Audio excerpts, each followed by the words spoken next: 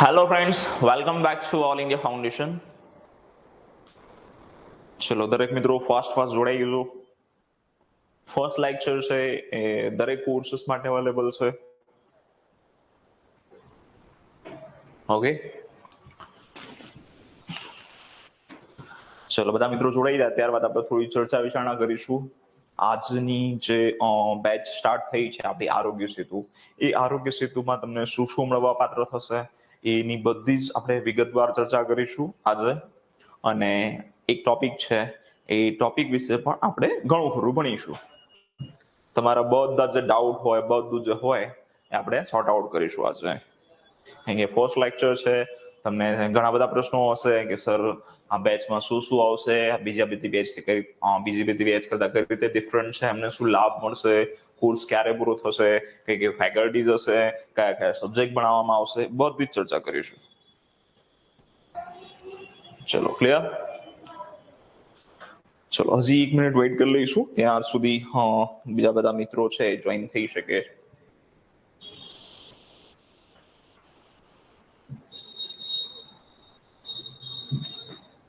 Yes, I am good. ફરમાન મેહુલ કુમાર. ચલો clear? થોડો વેઇટ કરી લઈએ, ત્યાં સુધી તમારા પ્રશ્નો હોય, હવે જેટલા પણ લોકો જોઈન થઈ ગયા છે એ તમારા પ્રશ્નો તમે પૂછી શકો છો મને. Yes Waris Khan. Yes Waris Khan. Yes Ramani ચિંતન.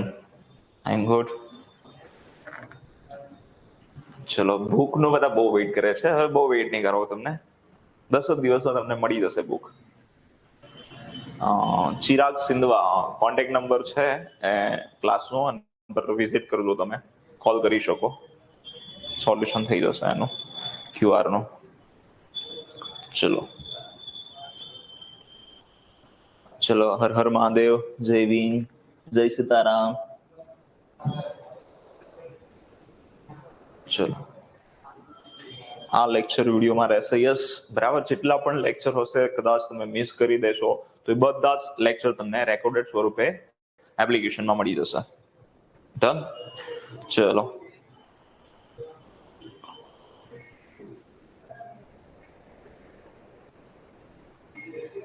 ક્લિયર?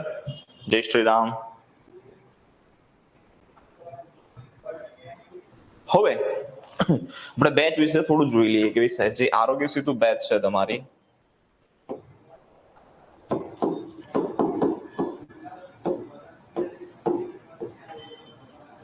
આરોગ્ય સેતુ બેચ શું છે, બરાબર? તો એ આના નામ પરથી જ છે કે ભાઈ સેતુ, સેતુ એટલે કે બ્રિજ. આપણે નદીની પેલે વાર જવું હોય તો એક સેતુ પસાર એટલે કે બ્રિજ પસાર કરવો પડે. સેમ ટુ સેમ તમારી પરીક્ષા ક્રેક કરવા માટે જે નવા પ્રકારની બેચનું નામ છે એ છે આરોગ્ય સેતુ. સેનસ બેચ કરતા કઈ રીતે ડિફરન્ટ છે, સેનસ બેચ યુઝરમાંથી શું આવશે શું નહીં આવે, સેનસ બેચ લેક્ચર આવશે કે નહીં આવે, આરોગ્ય સેતુમાં કેવા લેક્ચર આવશે, બધું જ તમને માહિતી આપી દઈશ. જે આરોગ્ય સેતુ બેચ છે એમાં બેઝિક થી લઈને, બરાબર, બેઝિક થી લઈને કોમ્પ્રિહેન્શન લેવલનું, બરાબર, કોમ્પ્રિહેન્શન લેવલનું જે તમારું આરોગ્ય છે, આરોગ્ય એ કરાવવામાં આવશે. એટલે પહેલો તો તમારો હેલ્થ સબ્જેક્ટ આવી જશે, એ પણ ટોટલી જેટલા પણ ટોપિક છે તમને એનું લિસ્ટ તમને મળી જશે. 2 જ દિવસમાં તમને લિસ્ટ પ્રોવાઈડ કરવામાં આવશે કે ભાઈ આટલા ટોપિક તમને કરાવવામાં આવશે, બધા જ લેક્ચર તમને લાઈવ મળશે આરોગ્યના. આ સિવાય વાત કરીએ, MPSW માટે છે, ફિમેલ હેલ્થ વર્કર માટે છે અને સેનેટરી ઇન્સ્પેક્ટર માટે છે. પછી વાત કરીએ તો ફિમેલ હેલ્થ વર્કર માટેના અમુક જે મિડવાઇફરીના ટોપિક આવે છે, ચાઇલ્ડ હેલ્થ નર્સિંગના ટોપિક આવે છે, એ અલગથી કરાવવામાં આવશે, બરાબર? એ બધાને ભણવાની જરૂર હશે ને, એનો ટાઈમ અલગથી રહેશે. ઓકે, તો સ્પેશિયલી ફિમેલ હેલ્થ વર્કર માટે. અને ખાસ વાત કરીએ તો આ જે ટાર્ગેટ બેચ જેના માટે જે છે, બરાબર, એ છે તમારું સેનેટરી ઇન્સ્પેક્ટર.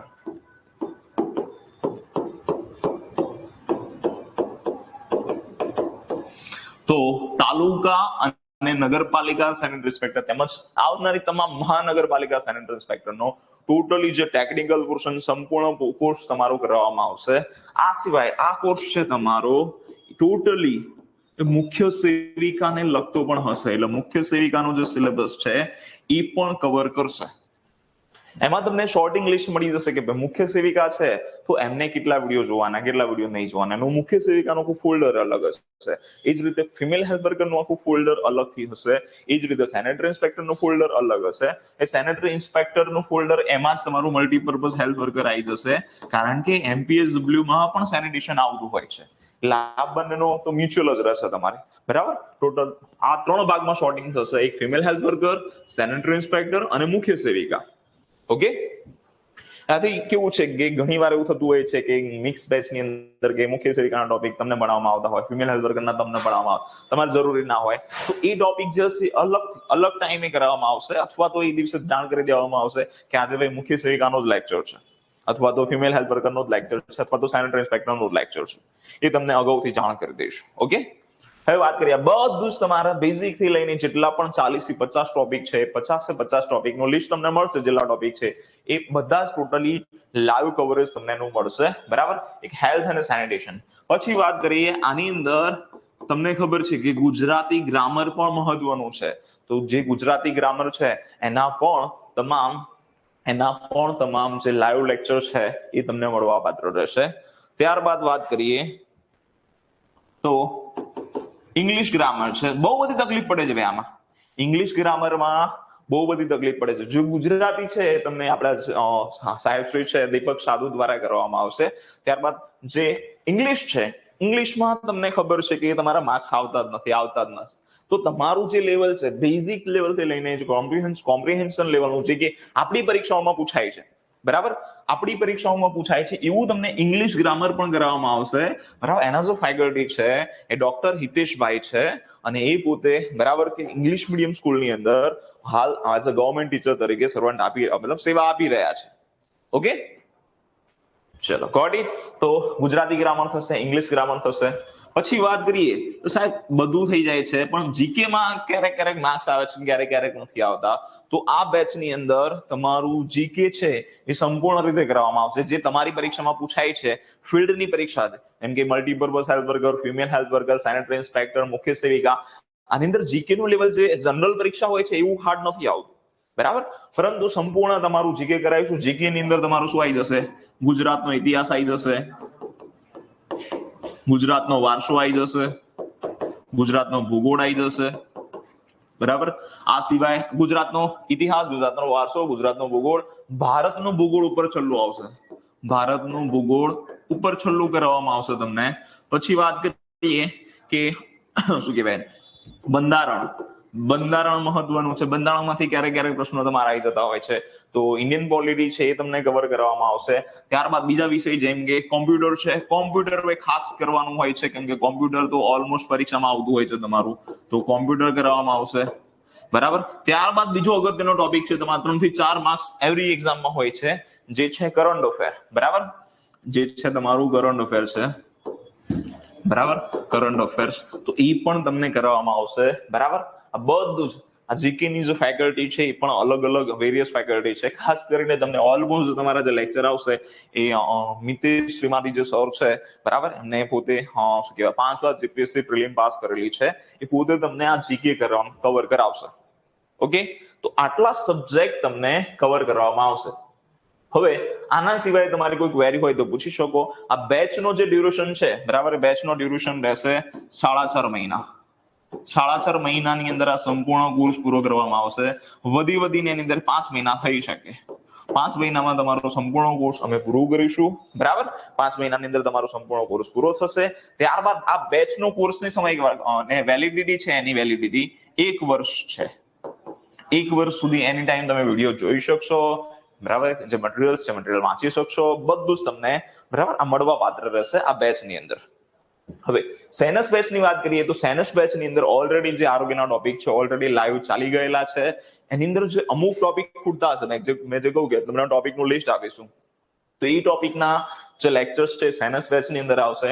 આ સિવાય રિવિઝન લેક્ચર પરીક્ષા વખતે આપણે ગોઠવીએ છીએ, એ બધા જે રિવિઝન લેક્ચર્સ છે એ પણ સેનસ બેચની અંદર આ સમયાંતરે આવતા રહેશે. ચલો ક્લિયર. પછી વાત કરીએ હવે ટેસ્ટનું આયોજન કઈ રીતે છે, તો જેટલી પણ ટેસ્ટ હતી એપ્લિકેશનમાં, હવે બધી જ તમારી નવા પ્રકારની ટેસ્ટ આવશે. પહેલી ટોપિક વાઇઝ ટેસ્ટ આવશે તમારી, જેમ કે આખું એનાટોમી પૂરું થયું તો એનાટોમીની ટેસ્ટ રહેશે.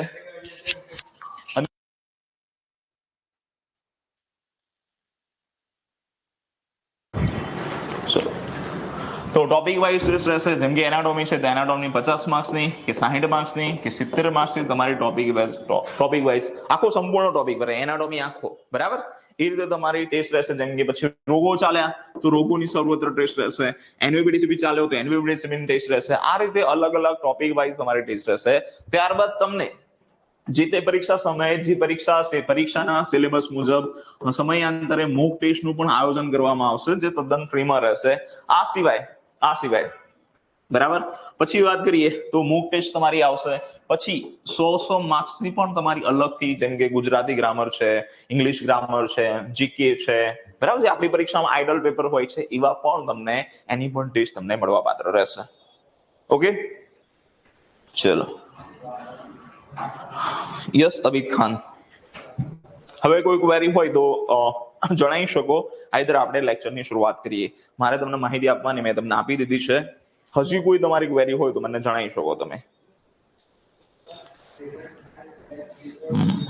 સેનસ બેઝમાં લાઈવ હેલ્થના રેગ્યુલર આવશે. રેગ્યુલર નહીં, પરંતુ જે બાકી રહેલા ટોપિક છે એ બધા ટોપિક તમને અગાઉથી જાણ કરી દઈશું કે ભાઈ આજે લેક્ચર રહેશે, અને એની અંદર રિવિઝન લેક્ચર્સ આવશે. બરાબર, ચલો. યસ, અધર જે ગુજરાતી ગ્રામર છે, ઇંગ્લિશ ગ્રામર છે, જીકે ના પણ લેક્ચર્સ લાઈવ તમને બધાને આપવામાં આવશે, જેથી તમારે આ બેચ જોઈન કરવી હોય તો પણ કરી શકો, જો ના કરી હોય તો.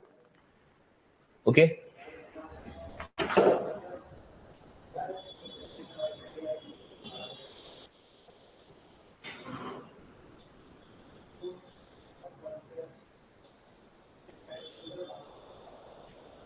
યસ આરતી પટેલ, બરાબર. યસ, ઓલમોસ્ટ તમારો લેક્ચર રહેશે. ખાલી સન્ડેના દિવસે લગભગ લેક્ચર નહીં રહે. જો સન્ડેના દિવસે લેક્ચર હશે તો મોર્નિંગમાં અથવા તો નૂનમાં લેક્ચર રહેશે, બરાબર. એની તમને અલગથી સમયગાળો મતલબ ટાઈમ મળી જશે. કારણ કે સન્ડેના દિવસે ઓલમોસ્ટ લોકોને આપણે ટાઈમિંગ એટલા માટે રાખે છે કે કારણ કે કોઈ વ્યક્તિ જોબ કરતું હોય તો જોબ સાથે સાથે પણ પ્રિપેરેશન કરી શકે 6:30 થી 8:30 નો ટાઈમ. ઓકે, ચલો, ક્લિયર.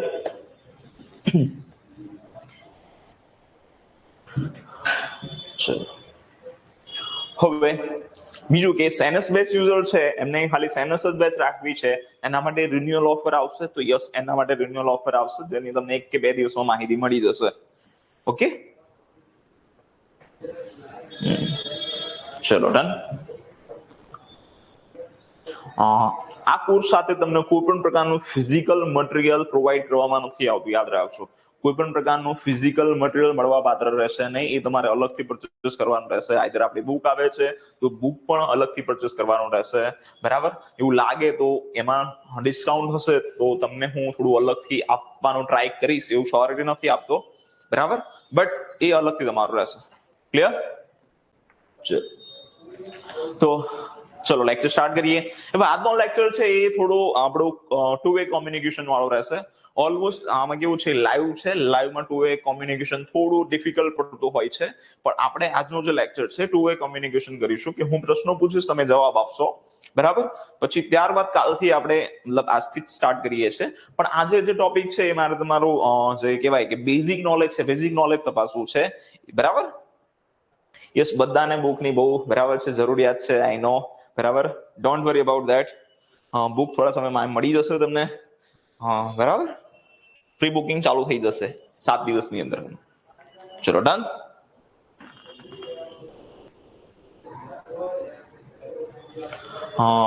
સાહિલ ગુનાદર, સાયન્સ બેચ ફ્રીમાં મળશે. યસ, આરોગ્ય સેતુ જે પણ મિત્રોએ પરચેસ કરેલી છે એમને અલગથી સાયન્સ બેચ ફ્રીમાં ઓલરેડી આપી દીધેલી છે. તમે જોશો તો તમારા બેચની અંદર અત્યારે ઓલરેડી 100+ વિડીયો અપલોડ થઈ ગયેલા છે. ઓકે, નહીં, જે ટોપિક બાકી છે એ તમારા કરવામાં આવશે સાયન્સ બેચમાં, બરાબર. ચલો, યસ પરમાર મેહુલ,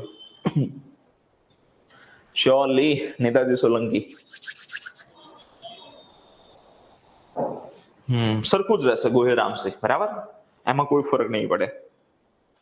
નેક્સ્ટ ભરતી, હવે આપણે જે તૈયારી કરી રહ્યા છે થોડી ઘણી પરીક્ષા વિશે માહિતી જોઈ લઈએ. અત્યારે હાલમાં તમારું જીએમસી ના ફોર્મ ભરાયેલા છે અને જીએમસી જુનાગઢ કે જામનગર મ્યુનિસિપલ કોર્પોરેશન, આ બે પરીક્ષાના ફોર્મ ભરાઈ ગયેલા છે. તો એની પરીક્ષા તમારી ટૂંક સમયમાં આવી જશે. વિધિન 1 કે 2 મહિનામાં તમારી પરીક્ષા આવી જશે. સાહેબ આના માટે શું કરવું, અમે તો અત્યારે જ કોર્સ લીધો છે, તો એના માટે ઓલરેડી મેં તમને લેક્ચર્સ આપી દીધેલા છે, એ તમે બધા જોઈ નાખશો એટલે તમારું બધું જ કવર થઈ જશે. બરાબર, આપણો જે મેઇન ફોકસ રહેશે આ તો રહેશે જ, જ્યારે ત્યારે આવશે ત્યારે એનું ટાઈમ ટેબલ હું તમને આપીશ, એની તૈયારી પણ કરાવીશ અને રિવિઝન લેક્ચર્સ પણ કરાવીશ તમને. બરાબર, જે આ વર્ષે ગુજરાતમાં કહેવાય છે કે એવા એંધાણ છે, ભરતીના એવા એંધાણ છે કે તાલુકા સેનેટરી ઇન્સ્પેક્ટર, બરાબર, તાલુકા સેનેટરી ઇન્સ્પેક્ટરની કેટલી જગ્યા છે? 248 જગ્યા મંજૂર થયેલી છે. અને આ જગ્યા બરાબર છે જે ઓફિશિયલી જે નોટિફિકેશન મતલબ જે પરિપત્ર જાહેર થયેલું છે કે નાણાં વિભાગની મંજૂરી માટેને, અંદર સ્પષ્ટપણે લખેલું છે કે આ જે ભરતી છે એની પ્રોસેસ 6 મહિનામાં પૂરી કરવી. બરાબર, 6 મહિના પહેલા પણ પૂરી થઈ શકે, 6 મહિનાની જગ્યાએ 8 મહિના પણ લાગી શકે, એ ભરતી આવા અલગ અલગ સમય લાગી શકે. પરંતુ આપણે અત્યારથી જ જે આવનારા 4 થી 5 મહિના છે સંપૂર્ણપણે જે તૈયારી છે એ કરી દઈશું અને ત્યારબાદ જ્યારે આવે ત્યારે આપણે ફક્ત રિવિઝન કરતા હોવા જોઈએ. આપણે સંપૂર્ણ કોર્સ પહેલા જ પતાવી દઈશું. ક્લિયર? ચલો, પછી વાત કરીએ કે નગરપાલિકા સેનેટરી ઇન્સ્પેક્ટર પણ જગ્યા આવવાની છે. નગરપાલિકા, આ તાલુકા છે, નગરપાલિકા સેનેટરી ઇન્સ્પેક્ટર જગ્યા આવવાની છે. એ જગ્યા તમારી 200 થી 300 જેટલી આવશે. જો એ પણ આ વર્ષે આવી જાય તો આ વર્ષે 500 પ્લસ સેનેટરી ઇન્સ્પેક્ટરની જગ્યાઓ આવશે, જે ગુજરાતના ઇતિહાસમાં ક્યારેય બન્યું નથી. બરાબર, સૌથી મોટામાં મોટી જે ભરતી છે એ આ વર્ષે આવવાના એંધાણ છે. એટલે બીજું વાત કરું કે તમે તમારી જે તૈયારી છે એ તૈયારીને એકદમ યોગ્ય, બરાબર છે, પ્રોપર રીતે રેગ્યુલારિટી જાળવીને કરશો. અહીંયાથી અમે તમને દરરોજ બરાબર જે તે લેક્ચર સમયે તમને કરાવીશું કે કઈ રીતે તૈયારી કરવાની, શું કરવાનું, એ સમયાંતરે તમને અલગ અલગ માર્ગદર્શન મળતું રહેશે. ડાઉટ સોલ્વિંગના લેક્ચર આવશે, કારકિર્દી માર્ગદર્શનના પણ લેક્ચર આવશે કે ભાઈ તૈયારી કઈ રીતે કરવાની એ બધા. બરાબર, હવે આજે જ તાત્કાલિક હું તમને ના આપી શકું. બરાબર, આપણે થોડું પહેલા તો ઇન્ટ્રોડ્યુસ થશું એક, બરાબર, હું તમને તમારી મુલાકાત મારી થશે, તમે અહીંયા પોતાના નામ, દરેક જણની કોમેન્ટ દેખાય છે, દરેક જણના નામ દેખાશે, હું તમને ધીમે ધીમે ઓળખતો થઈશ. બરાબર, થોડું જેમ કોમ્યુનિકેશન થશે, તમારી જે તકલીફ છે મને ખબર પડશે, એ પ્રમાણે હું તમને ગાઈડ કરતો રહીશ. બરાબર, એ આ જે ભરતી છે એના ફોર્મ ક્યારે ભરાશે કશું જ નક્કી નથી અત્યારે હાલ, પણ જ્યારે આવશે ત્યારે તમને જાણ થઈ જશે. બટ આવવાની છે, ફાઇનલ છે, તો એના માટે તૈયારી અત્યારથી જ કરવી પડે. કારણ કે તમને ખબર છે કે કેટલી ટફ કોમ્પિટિશન છે. બીજી કે આની અંદર હજી માની લો કે આની અંદર જે છે હજી સિલેબસ થવાના ચાન્સીસ છે કે નહીં સર? બરાબર, તો જો સિલેબસ ચેન્જ થશે ને, અત્યારે હાલમાં જેટલી પણ પરીક્ષાનો સિલેબસ ચેન્જ થયો છે એ જનરલ પરીક્ષા માટે થયો છે. હજી સુધી કોઈ પણ ફિલ્ડ લક્ષી જે પરીક્ષા છે એનું સિલેબસ ચેન્જ નથી કરવામાં, એની પેટર્ન ચેન્જ નથી કરી. બરાબર, વાત કરીએ તો હમણાં તમે સીસી ની એક્ઝામ આપો છો, બરાબર, હાલમાં ચાલી જ રહી છે. એમાં 70 માર્ક્સનું મેથ્સ રીઝનિંગ છે, 15 માર્ક્સનું ગુજરાતી છે, 15 માર્ક્સનું ઇંગ્લિશ છે, આ રીતે છે પેટર્ન. તો સર આપણામાં મેથ્સ રીઝનિંગ આવશે કે નહીં આવે, તો એની હું તમને વાતચીત કરી લઉં. આપણું જે પોર્શન છે ટેકનિકલ પોર્શન છે ભાઈ, ટેકનિકલ પોર્શન 50% જેટલો હોય છે. જેમ કે સેનેટરી ઇન્સ્પેક્ટર છે તો સેનેટરી ઇન્સ્પેક્ટરમાં 50% પોર્શન, 50 માર્ક્સનું, 100 માંથી 50 માર્ક્સનું સેનિટેશન અને હેલ્થ રહેશે. એ જ રીતે મુખ્ય સેવિકા છે તો મુખ્ય સેવિકામાં પણ 75% તમારું ફિલ્ડનું જ હોય છે. જે 75% પોર્શન છે એ એમનો એમ જ રહેશે, એમાં ફેરફાર થશે નહીં, કારણ કે ટેકનિકલ ફિલ્ડ છે અને ટેકનિકલ ફિલ્ડની પોસ્ટ માટે ટેકનિકલ નોલેજ હોવું જોઈએ તમારા પાસે. બરાબર, એટલે 50% પોર્શન તો એ જ રહેશે. બાકી રહો 50% પોર્શન, સર એમાં મેથ્સ રીઝનિંગ કેટલું આવી શકે? તો ગુજરાતી ગ્રામર તો હશે જ તમારું, એ તો ફાઇનલ જ છે. ઇંગ્લિશ ગ્રામર પણ હશે, એ પણ ફાઇનલ છે. જીકે હશે, એ પણ તમારું ફાઇનલ છે. હવે મેથ્સ રીઝનિંગ આવે તો કેટલા ટકા આવી શકે? મારા મત મુજબ 10 થી 15% વેઇટેજ હોય, બહુ તો વધારે, અથવા તો 20% વેઇટેજ હોય, એનાથી વધારે વેઇટેજ નહીં હોય. અને જો આપણા જે 5 મહિના છે, બરાબર, અથવા તો તમારી જે બેચ 1 વર્ષની બેચ છે ભાઈ, કેટલા વર્ષની બેચ છે? 1 વર્ષની બેચ છે. એ દરમિયાન 1 વર્ષ દરમિયાન યાદ રાખજો, 1 વર્ષ દરમિયાન જો એનો સિલેબસ થાય છે અને મેથ્સ રીઝનિંગ પણ આવે છે, તો તમારો મેથ્સ રીઝનિંગ નો ટોપિક પણ આ જ બેચમાં ફ્રી ઓફ ચાર્જમાં એડ કરવામાં આવશે. ચલો, ક્લિયર? ખબર પડી તમને? તો એ પણ તમને શ્યોરિટી મળે છે કે મેથ્સ રીઝનિંગ આવશે તો એ પણ તમને અહીંયાથી કરાવીશું. ચલો ડન. હવે કોઈ ક્વેરી હોય તો પૂછી શકો. આ સિવાય તમને ખબર છે હમણાં જ ગુજરાતના બજેટમાં નવી મહાનગરપાલિકાની બરાબર બનાવવાની જાહેરાત કરી છે. બધી જ મહાનગરપાલિકામાં ભરતી આવશે. Sanitary inspector, multipurpose health worker, female health worker. એટલે આવનારા સમયમાં ભરતી આવવાની છે ને ભરતી આવતી જ રહેશે. છેલ્લા તો હું 4 વર્ષથી આ ફિલ્ડમાં છું બરાબર. કન્ટિન્યુ એવા 3 થી 4 મહિના નહીં થયા હોય કે પરીક્ષા ના આવી હોય આરોગ્ય ખાતાની. બરાબર, પરીક્ષા આવે છે, ખાલી ખૂટે છે તો આપણી તૈયારી ખૂટે છે. ઓકે, ચલો ડન. હવે તો આગળ જોઈએ આજનો લેક્ચર એપિડેમિયોલોજી. વારિસ ખાન એનું તમને ટાઈમ ટેબલ મળી રહેશે બરાબર. યસ, સાયન્સ બેચમાંથી બરાબર છે. આરોગ્ય સેતુમાં થવું હોય તો આવતીકાલે છેલ્લો સમય છે, તમે થઈ શકશો. એના ત્યારબાદ નહીં થઈ શકો. ત્યારબાદ તમારી જે ફ્રેશ ફીસ છે એ તમારે પે કરવાની રહેશે. ચલો ક્લિયર. એના માટે ક્લાસના કોન્ટેક્ટ નંબર પર કોલ કરો અથવા તો વોટ્સઅપ મેસેજ કરી શકો અથવા તો એપ્લિકેશનના ચેટ બોક્સમાં મેસેજ કરી શકો. ચલો ક્લિયર. અલગ અલગ કેલેરી હોય શુગરની અંદર બરાબર.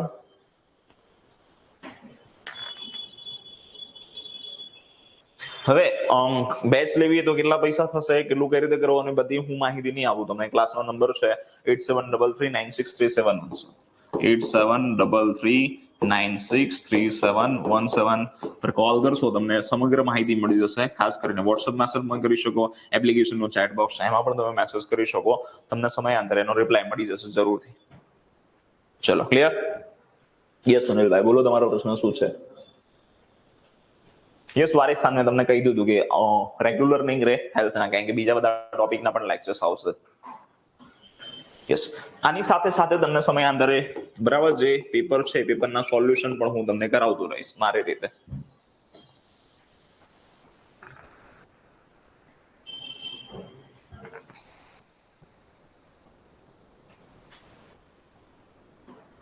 ધરજીયા દીક્ષિત સર, તમને મેસેજ કર્યો તો ટેલિગ્રામમાં પણ તમે જોયો નથી અને એક મિનિટ કોમેન્ટ્સ ઉપર જતી રહી.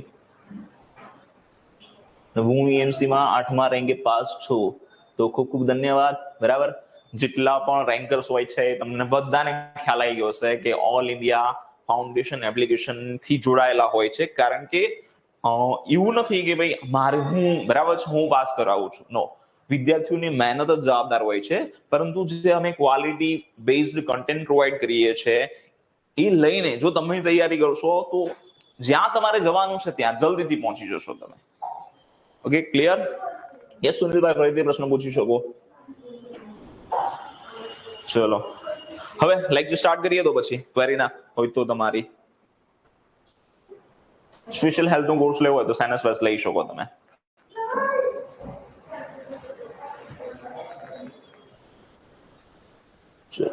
ક્લિયર. હવે બાકીને કેવું કરી હોય તો તમે ઓન કોલ બરાબર આ નંબર પર કોલ કરીને પૂછી લેજો બરાબર, તમને બધા આન્સર મળી જશે. ઓકે ચલો. અથવા તો હજી તમારી કઈ ક્વેરી હોય તો લાસ્ટમાં સોલ્વ કરીશું. Sure done. લેક્ચર સ્ટાર્ટ કરીએ. યસ, દરેકની કોમેન્ટ્સ બતાવે છે, don't worry about that. Yes GK Sarvaiya, Hardik Bhatt, Makwana, Pradipbhai એ જ તમને જાણ કરવામાં આવશે. ચલો ક્લિયર. હવે હું લેક્ચર સ્ટાર્ટ કરું છું. હવે કોઈ તમારી જો આપણે જ્યારે પણ લાઈવ લેક્ચર્સ ભણીશું, લાઈવ લેક્ચર્સ જ્યારે પણ આપણે સ્ટડી કરીશું તો એની થોડી બરાબર છે ક્રાઇટેરિયા હોય છે. ક્રાઇટેરિયા પ્રમાણે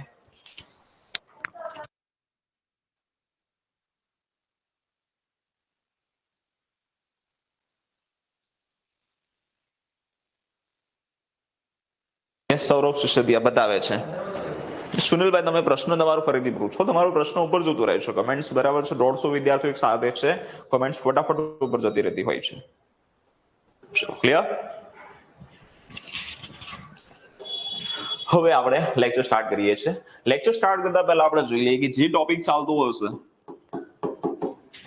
એ ટોપિક વિશે બેફિકર તમે પ્રશ્નો પૂછી શકશો. જેમ કે મલેરિયા ચાલે છે તો મલેરિયાના તમને જે મનમાં આવતા હોય પ્રશ્ન તમે પૂછી શકો બરાબર. પણ મલેરિયા ચાલતો હોય ને પછી ત્યાં તમે ટાઇફોઇડના પ્રશ્નો કરો બરાબર તો એ વેલિડ નથી બરાબર. એવું લાગે કે સાહેબ ટાઇફોઇડનો પ્રશ્ન છે તો લેક્ચરની શરૂઆતમાં કે લેક્ચરના અંતમાં તમે બેફિકર પૂછી શકશો, બરાબર. પણ જ્યારે મલેરિયા ચાલતો હોય, જે ટોપિક ચાલતો હોય એ જ ટોપિકના પ્રશ્નો કરવાના, એવું નહીં કે છેલ્લે કરવાના. તમે ચાલુ લેક્ચર દરમિયાન પણ કરી શકો જે તે ટોપિક વાઇઝના. પણ જો ટોપિકને લગતા અધર જે પ્રશ્નો હોય એ શરૂઆતના લેક્ચર્સ અથવા તમને જે પણ ફેકલ્ટી હશે તમને માહિતી આપી દેશે કે તમે અત્યારે હાલ પૂછી શકો, તો ત્યારે તમે બેફિકર પૂછી શકશો. પછી તમને હજી કહું છું કે જે ટોપિક હશે એના જ, બરાબર છે, ચાલુ લેક્ચર દરમિયાન જે ટોપિક હશે એ જ પ્રશ્નોનું સોલ્યુશન કરાવવામાં આવશે, બીજા કોઈ પ્રશ્નોનું સોલ્યુશન નહીં કરાવવામાં આવે. જો અધર પ્રકારની ક્વેરીઝ હશે તમારી તો લેક્ચરની શરૂઆત કે લેક્ચરના અંતમાં તમને કરાવવામાં આવશે, બરાબર. એક આ ખાસ ધ્યાન રાખજો. બાકી તો તમારે શાંતિથી ભણવાનું છે. જ્યારે ભણો ત્યારે તમારી સાથે તમે નોટ્સ, બરાબર છે, નોટ્સ ડાઉન કરવા માટે તમારે પેન પેપર હોવું જોઈએ. ઓકે. અને શોર બકોરથી દૂર બેસવાનું જ્યારે ભણતા હોય ત્યારે. ચલો, ક્લિયર. હવે કોઈ ક્વેરી નહીં. હવે તમારી જો ક્વેરી હોય, ટોપિક વાઇઝ ક્વેરી હોય તો પૂછજો, બાકી લાસ્ટમાં સોલ્વ કરીશું. ચલો ચાલુ કરીએ આજનો લેક્ચર. આજનો ટોપિક છે, એનું નામ છે એપિડેમિયોલોજી.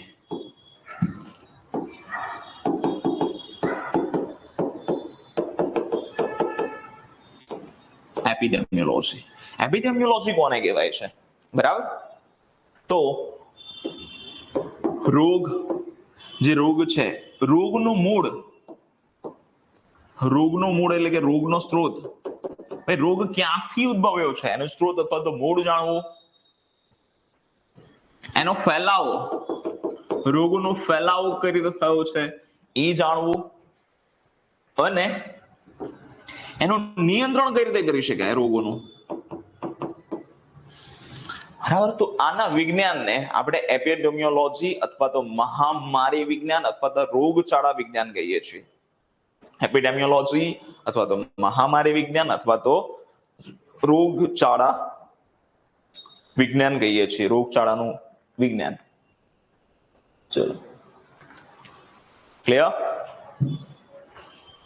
અને એપિડેમિયોલોજી શું, એપિડેમિયોલોજીનો પ્રશ્ન આવી ગયેલો છે વારંવાર.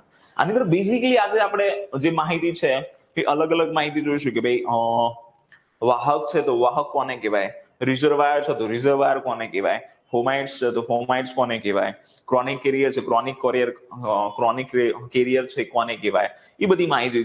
ઇન્ક્યુબેશન પીરિયડ છે, ઇન્ક્યુબેશન પીરિયડ કોને કહેવાય, કોમ્યુનિકેબલ પીરિયડ કોને કહેવાય, પ્રોડોમલ પીરિયડ કોને કહેવાય, આઇસોલેશન કોને કહેવાય, ક્વોરન્ટાઇન કોને કહેવાય, ફેસ્ટિઝિયમ કોને કહેવાય, ડિફર્વેશન કોને કહેવાય. આવી અલગ અલગ ટર્મિનોલોજી છે, બધી જ ડિટેલમાં આપણે અભ્યાસ કરીશું. ઓકે. જેનાથી તમારો જે પાયો છે પાયો મજબૂત થશે. અને લેક્ચર દરમિયાન હું બોલીશ ભાઈ ક્વોરન્ટાઇન પીરિયડ, તો તમને ખબર હોવી જોઈએ કે ક્વોરન્ટાઇન પીરિયડ કોને કહેવાય. હું તમને બોલીશ કે ઇન્ક્યુબેશન પીરિયડ, તો તમને ખબર હોવી જોઈએ ઇન્ક્યુબેશન પીરિયડ કોને કહેવાય. હું કહીશ કે ભાઈ આનો રિઝર્વાયર આ છે, તો રિઝર્વાયર શું હોય એનો તમને ખ્યાલ હોવો જોઈએ. પહેલો તો જે રોગો છે, બરાબર, રોગ કોને કહેવાય? બહુ સરળ વ્યાખ્યા છે કે તમારા શરીરમાં કોઈ પણ પ્રકારની શારીરિક પ્રકારની વિકૃતિ હોય તો એને રોગ કહીએ છીએ. ફક્ત શારીરિક નહીં, શારીરિક, માનસિક, આર્થિક અથવા તો સામાજિક, આ બધા જ પ્રકારનો સમાવેશ કરવામાં આવે છે. એમાં જો કોઈ પણ પ્રકારની ખામી હોય તો બીમારી અથવા તો એને આપણે રોગ કહીએ છીએ, બરાબર. ચલો, ક્લિયર. રોગ થયો અથવા તો બીમારી. પછી વાત કરીએ રોગોનું, બરાબર. રોગ, જે મહામારી છે અથવા તો રોગો છે, બરાબર, અથવા તો આપણું જે જીવન ધોરણ છે એનું, બરાબર છે, આરોગ્યનું સૌથી ઉપરનું બિંદુ કયું છે? તમને પ્રશ્ન પૂછે આરોગ્યમાં સૌથી ઉપરનું બિંદુ કયું છે, બરાબર. અથવા તો સ્વાસ્થ્યમાં સૌથી ઉપરનું બિંદુ કયું છે, આવો પ્રશ્ન પૂછે તો એનો જવાબ આવશે ભાઈ ઉત્તમ સ્વાસ્થ્ય.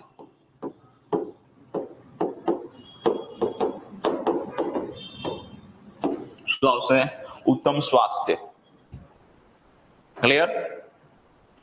અને સૌથી આરોગ્યમાં સ્વાસ્થ્યમાં સૌથી નીચેનું બિંદુ પૂછે, સૌથી નીચેનું, તો એનો જવાબ આવશે નીચેના માટે મૃત્યુ, બરાબર. એના માટે શું આવશે? મૃત્યુ. ક્લિયર.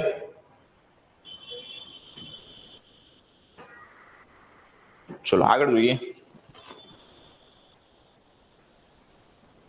યાદ રાખજો ભાઈ, સ્વાસ્થ્યનું સૌથી ઉપરનું બિંદુ છે એ તમારું ઉત્તમ સ્વાસ્થ્ય છે, સૌથી નીચેનું જે બિંદુ છે શું છે? મૃત્યુ છે.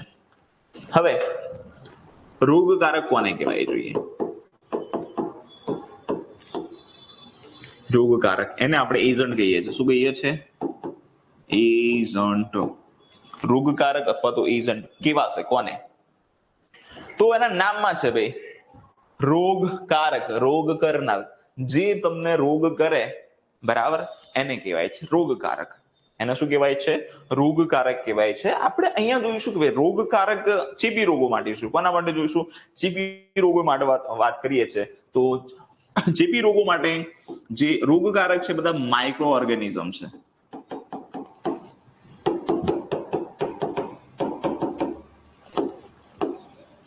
શું છે? Micro organism. એના પહેલા રોગ થવા માટેનું થિયરી છે, એ થિયરીની ચર્ચા કરીએ કે રોગો થવા માટેના અલગ અલગ વાદ. રોગ થવા માટેની થિયરી પહેલી છે સુપરનેચરલ થિયરી. સુપરનેચરલ થિયરી અથવા સુપરનેચરલ વાદ કોને કહેવાય છે? બરાબર. તો પહેલા અત્યારે હાલ તમને ખબર છે હમણાં COVID-19 જે પેન્ડેમિક થઈ ગયો 2020 ની અંદર, બરાબર, કોરોના આવ્યો અને તમને બધાને કોરોના થઈ ગયો હતો અને ઘણા લોકોના મૃત્યુ પણ થઈ ગયા, બરાબર, તબાહી મચાઈ ગઈ હતી, એવું વાતાવરણ થઈ ગયું ભાઈ, બરાબર, ભયજનક દ્રશ્યો ઊભું કર્યું હતું કોરોનાએ, બરાબર, આપણને 1 વર્ષ માટે ઘરની અંદર પૂરી દીધા હતા. તો આ જે રોગ થયો તમને ખબર છે કોના લીધે થયો? તો કોરોના વાયરસના લીધે થયો. કોના લીધે થયો? તો કોરોના વાયરસના લીધે થયો. Just 1 minute.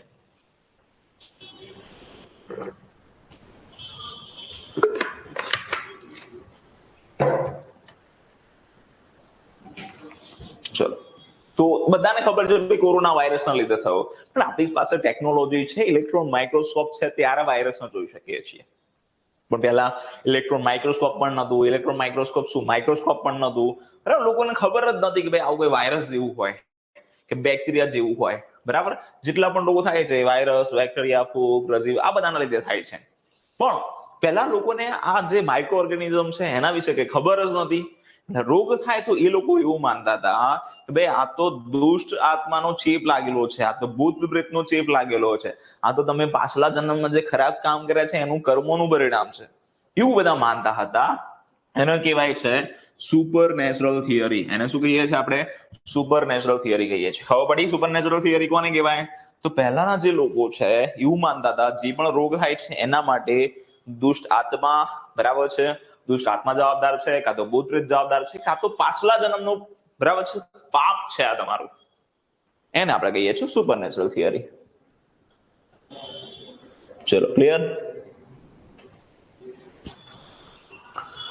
નોટ ડાઉન તમે સાથે સાથે કરવું હોય તો કરી શકો. આઈધર લેક્ચર બધા પછી તમને અને બરાબર અલગથી તમને લેક્ચર મળી જશે તો એ બાને તમારું રિવિઝન પણ થઈ જશે અને નોટ્સ પણ બની જશે. સાથે સાથે બનાવવું તો વેલ એન્ડ ગુડ બનાવી શકો. નેક્સ્ટ વાત કરીએ તમારી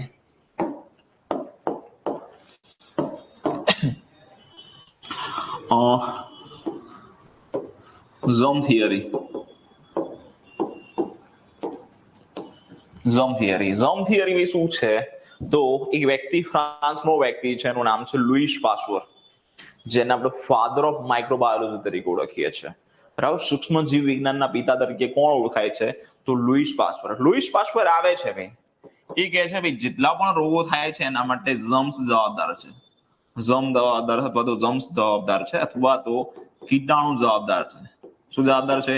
કીટાણુ એટલે કે બેક્ટેરિયા, વાયરસ, ફૂગ, પ્રજીવ, આ બધું જવાબદાર છે. એને કહીએ છીએ આપણે જર્મ થિયરી. જ્યારે લુઈસ પાસ્ચરે, બરાબર, કોનો ફોન છે?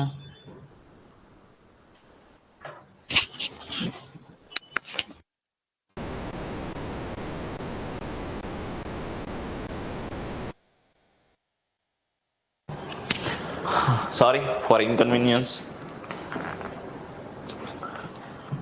ચલો, ક્લિયર? હવે વાત કરીએ આ લેક્ચરની પીડીએફ મળશે તો યસ. હવે આ તમને આની પીડીએફ અહીંયા જે પણ લેક્ચર્સ હશે ને, જો પીડીએફ હશે ને, નહીં ધારો કે અહીંયા પીડીએફ માંથી બનાવીશ તમને તાત્કાલિક મળી જશે. પરંતુ જો અહીંયા પીડીએફ નથી બનાવતો, હું બરાબર બ્લેન્ક બોર્ડ ઉપર બનાવું છું, તો એની એક પીડીએફ તમને અઠવાડિયા પછી મળી જશે, એક વીક પછી મળી જશે. ઓકે, ચલો. એટલે તમારે નોટ ડાઉન ના કરવું હોય તો પણ ચાલશે, બટ નોટ ડાઉન કરો તો બેટર રહેશે, કારણ કે પરીક્ષા મેં કહી તમારી 6 મહિના પછી, 4 મહિના પછી કે 8 મહિના પછી પણ આવી શકે. તમે આજે એપિડેમિયોલોજી ભણ્યા હોય તો 8 મહિના પછી ના યાદ હોય. ઓબ્વિયસલી તમારે પાસ થવા માટે રિવિઝન કરવું પડે, અને રિવિઝન માટે તમારી પાસે શું હોવું જોઈએ? પુસ્તક હોવું જોઈએ. પુસ્તકમાંથી તમે રિવિઝન કરો તો સમય લાગે, પણ જો તમે તમારી નોટ્સ બનાવી હોય તો નોટ્સમાંથી સરળતાથી તમે રિવિઝન કરી શકશો. તમારા સુવર્ણ અક્ષરે લખેલું હશે, તમને વધારે યાદ રહેશે, જલ્દી યાદ રહેશે. તો નોટ્સ બેટર રહેશે.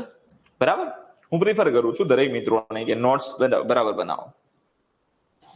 ચલો, ચાવડા ગૌતમ ક્લાસના નંબર પર કોન્ટેક્ટ કરજો પ્લીઝ. હવે જે ચાલુ લેક્ચર દરમિયાન છે, કોઈ પણ પ્રકારની તમારા પ્રશ્નો છે એ પછી આપણે સોલ્વ કરીશું. ક્લિયર?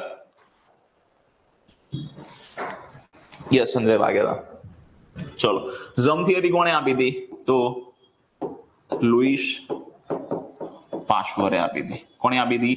લુઈસ પાશ્વરે આપી હતી. બરાબર. લુઈસ પાશ્વર ક્યાંના હતા? ફ્રાન્સના હતા. ત્રીજી થિયરી છે, બરાબર, એને કહીએ છીએ આપણે બહુઘટકીય સિદ્ધાંત.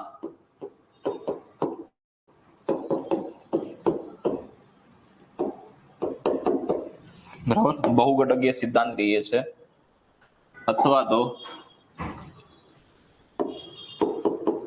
Multi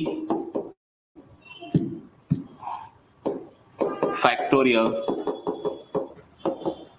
theory. બરાબર. ચલો, બહુઘટકીય સિદ્ધાંત અથવા તો મલ્ટીફેક્ટોરિયલ થિયરી, આ શું છે? આ કોણે આપી હતી? તો જર્મનીનું એક શહેર છે મ્યુનિક.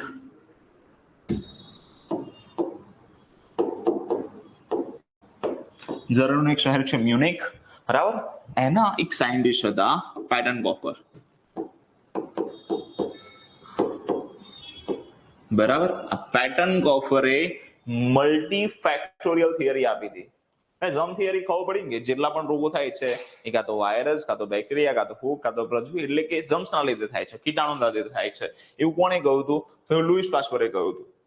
હવે આપણે જોઈએ કે બહુઘટકીય સિદ્ધાંત અથવા મલ્ટીફેક્ટોરિયલ થિયરી.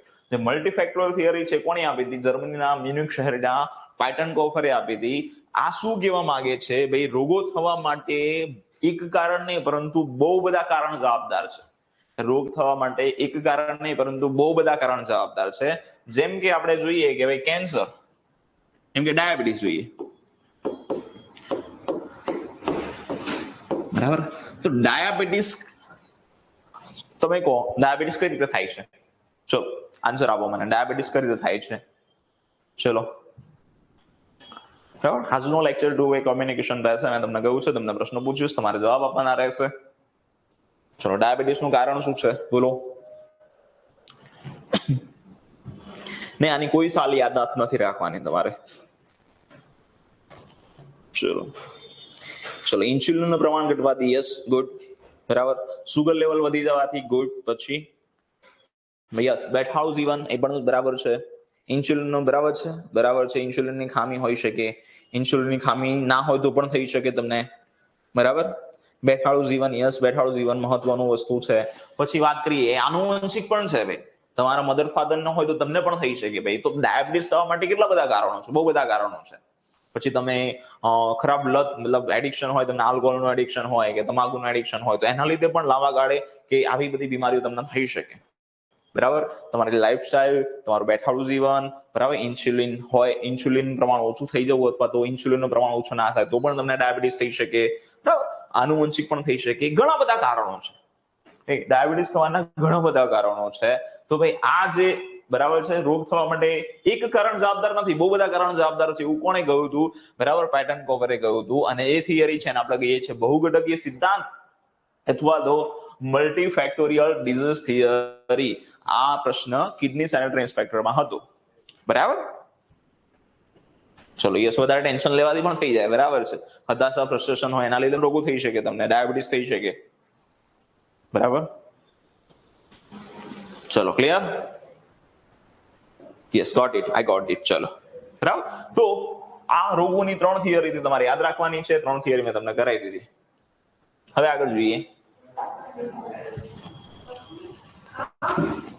હવે ચેપી રોગો માટે ભણીશું. ફક્ત ને ફક્ત ચેપી રોગો માટે છું, બિનચેપી રોગો માટે નહીં ભણીએ. બિનચેપી રોગો માટે થોડી થિયરી અલગ આવશે. ચલો, પહેલું તો રોગકારક કોને કહેવાય? હમણાં જ આપણે ભણતા હતા, એના પહેલા મેં તમને થિયરી કરાવી. હવે ફરીથી ઇન્વેસ્ટ. રોગકારક કોને કહેવાય? તો જે તમને રોગ કરે એને રોગકારક કહેવાય. ચેપી રોગ, ભાઈ ચેપી રોગો થવાનું કારણ શું છે? તો માઇક્રો ઓર્ગેનિઝમ.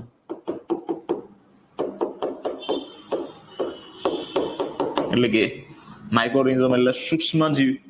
સૂક્ષ્મ જીવ. સૂક્ષ્મ જીવો કયા કયા છે? તો પહેલું છે બેક્ટેરિયા,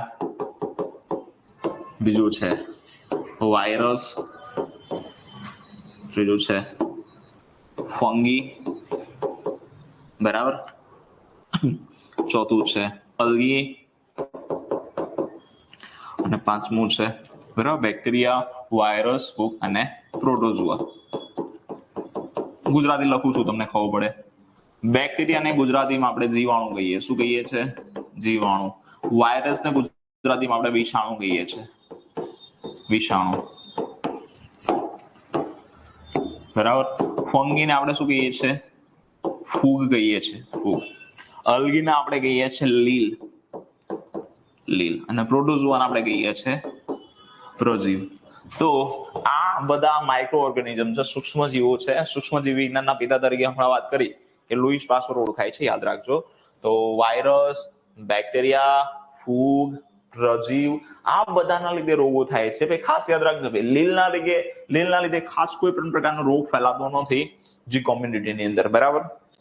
એટલે આપણે રિકેટ્સિયા પણ આવે, રિકેટ્સિયા પણ આવે, પણ રિકેટ્સિયાને આપણે બેક્ટેરિયામાં કેલ્ક્યુલેશન કરીએ છીએ. જો કે રિકેટ્સિયા જે છે એ બેક્ટેરિયા કરતા અલગ છે, પરંતુ રિકેટ્સિયાનો સમાવેશ આપણે શામાં કરીએ છીએ? બેક્ટેરિયામાં કરીએ છીએ. ક્લિયર? ચલો, તો આ બધા માઇક્રો ઓર્ગેનિઝમ છે. આ માઇક્રો ઓર્ગેનિઝમ દ્વારા તમને શું થાય છે? ભાઈ રોગ થાય છે. વાત કરીએ ભાઈ બેક્ટેરિયા જે છે, બેક્ટેરિયાના વિજ્ઞાનને શું કહેવાય છે? બેક્ટેરિયાના સાયન્સને શું કહેવાય છે? તો બેક્ટેરિયાના વિજ્ઞાનને કહીએ છીએ આપણે બેક્ટેરિયોલોજી. એ જ રીતે વાયરસના વિજ્ઞાનને શું કહીએ છીએ? તો વાયરોલોજી કહીએ છીએ. વારંવાર પૂછાયેલો છે પ્રશ્ન, બરાબર. ફૂગના અભ્યાસને શું કહેવાય? ચલો બોલો, ફૂગના અભ્યાસને શું કહીશું? ચલો, ફૂગ છે, ફૂગના અભ્યાસને શું કહીશું? યસ, રાઈટ, માઇકોલોજી કહેવાય. એનો શું કહેવાય? માઇકોલોજી કહેવાય. ચલો, લીલના અભ્યાસને શું કહેવાય? યસ, માઇકોલોજી. ગુડ.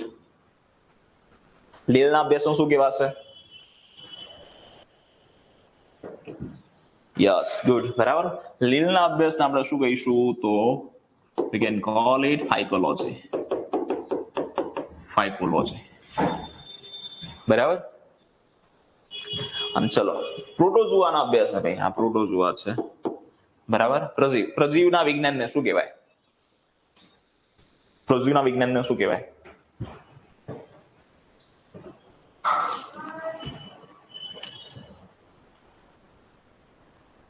ચલો,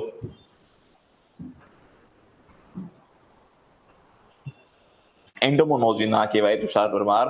એન્ટોમોલોજી ના કહેવાય. એન્ટોમોલોજી તો કીટક વિજ્ઞાનને કહેવાય, બરાબર. યસ, પ્રોટોઝોલોજી કહેવાય.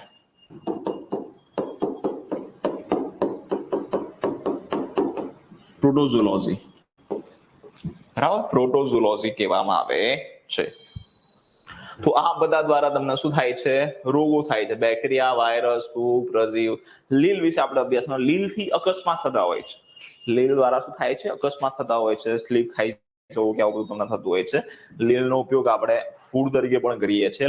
લીલની અંદર જે સ્પાઇરુલિના જે લીલ આવતી હોય છે, બરાબર, એમાંથી સારા એવો પ્રકારમાં શું કહેવાય પ્રોટીન મળતું હોય છે, અને એમાંથી એસ્ટ્રોનોટ માટે દવા પણ બનાવવામાં આવે છે, બરાબર, એમના માટે ગોળ પણ બનાવવામાં આવે છે. ઓકે, તો લીલ વિશે હતું થોડું. બરાબર. તો આ પ્રકારના માઇક્રો ઓર્ગેનિઝમ છે એ તમને રોગો કરે છે. આ સિવાય કૃમિ છે, ઘણા બધા કીટકો છે, એ પણ રોગોનો ફેલાવ કરતા હોય છે. બરાબર. ચલો ક્લિયર. હવે આગળ જોઈએ, રોગકારક કહેવાય છે કોને? આપણે એક એક્ઝામ્પલ લઈ લઈએ, કોરોનાનું એક્ઝામ્પલ લઈએ. તો કોરોનાનો જે રોગ છે એને આપણે કહીએ છીએ COVID-19. કયો રોગ છે ભાઈ? COVID-19. COVID-19 જે રોગ છે, COVID-19 રોગ એ શાનાથી થાય છે આપણને? તો કોરોના વાયરસથી. એ કોરોના વાયરસનું ઘણા બધા પ્રકારના છે. કોરોના વાયરસ સાર્સ પ્રકારનો છે, મર્સ પ્રકારનો છે. કયા પ્રકારનો? તો હમણાં જે લેટેસ્ટ હતો કોરોના વાયરસ પ્રકારનો હતો SARS-CoV-2. તમને પૂછે ભાઈ કોરોના વાયરસ તો ખરો, પણ કયો કોરોના વાયરસ? તો બરાબર 1960 માંથી ફેલાયેલો છે. 1960 માં એનો બરાબર છે, એનો કોરોના વાયરસ પહેલાથી છે, કે નવો વાયરસ નથી. બરાબર. તો તમને પૂછે ચલો COVID-19 તમને કયા વાયરસ થાય? તો મને ખબર છે, બધાને ખબર છે કોરોના વાયરસ, પણ કયા પ્રકારનો corona virus? SARS-CoV-2, severe acute respiratory syndrome corona virus 2. બરાબર, એવું પૂરું નામ છે. ફરીથી બોલું છું એનું નામ. બરાબર. ચલો, severe acute respiratory syndrome corona virus 2. બરાબર. સ્પાઇરોગેટ્સ એક શેપ છે, આકાર છે. કૌશિક ચૌહાણ. ચલો ક્લિયર. હવે આગળ વાત કરીએ તો SARS-CoV-2 જે છે તમારું, એના દ્વારા તમને શું થાય છે? ભાઈ કોરોનાનો રોગ થાય છે, કોરોના થાય છે. તો અહીંયા રોગકારક શું છે? કોરોના જે રોગ થયો એ કોના લીધે થયો? તો SARS-CoV-2 ના લીધે. તો SARS-CoV-2 એ તમારો થયો રોગકારક, અથવા તો એને કહીશું એજન્ટ.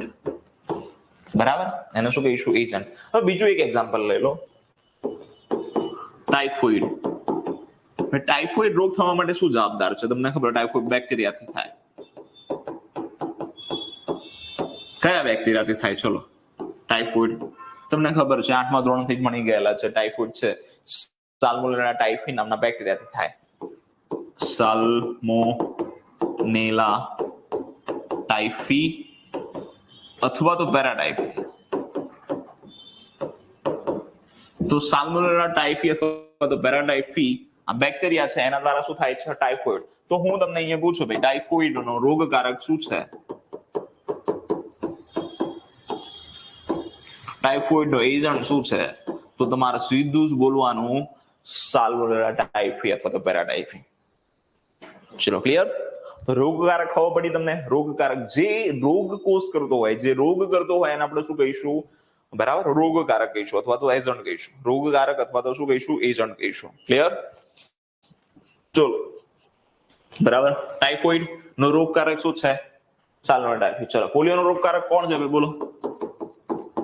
પોલિયો નો રોગકારક શું છે? બોલો તમે.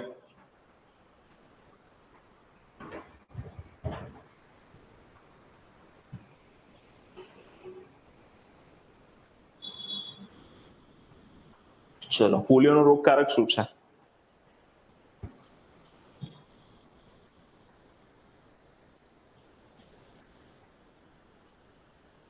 બરાબર, yes, polio virus. You can call it. Polio નો રોગકારક શું છે?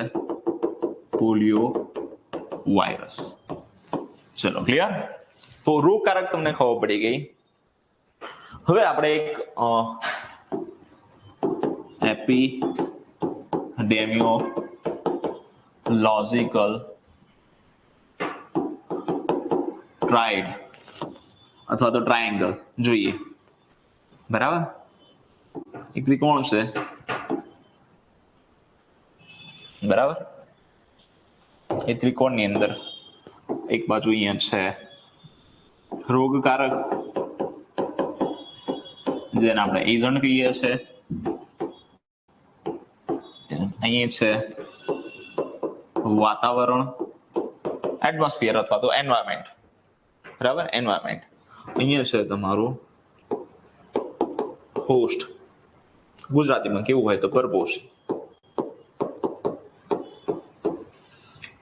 એવું કહેવાય છે કે ભાઈ રોગકારક, વાતાવરણ અને હોસ્ટ આ ત્રણો ભેગા થાય તો જ તમને રોગ થાય છે, એના સિવાય રોગ થતો નથી. ચીપી રોગોની વાત કરીએ છીએ ભાઈ. આ એપિડેમિયોલોજીકલ ટ્રાયડ શું બતાવે છે? એપિડેમિયોલોજીકલ ટ્રાયડ છે બતાવે છે રોગકારક, વાતાવરણ અને હોસ્ટ, આ ત્રણેયનું જ્યારે મિલન થાય છે ત્યારે જ તમને શું થાય છે? રોગ થાય છે. ત્યારે શું થાય છે તમને? રોગ. તો જસ્ટ એક એક્ઝામ્પલ લઈએ ભાઈ, આપણે કોરોનાનો રોગ લઈ લઈએ. કોરોના એટલે COVID-19. બરાબર. COVID-19 થવા માટે શું જવાબદાર છે? COVID-19 માટે કોરોના વાયરસ જવાબદાર છે. તો કોરોના વાયરસ શું થઈ ગયો ભાઈ? એજન્ટ. Corona virus. કોરોના વાયરસને એવું વાતાવરણ મળી રહેશે જેવું એને જોઈએ છે તો કોરોના વાયરસ સર્વાઈવ કરી શકશે. આઈધર કોરોના વાયરસ સર્વાઈવ કરી શકે એટલે જીવી શકશે નહીં.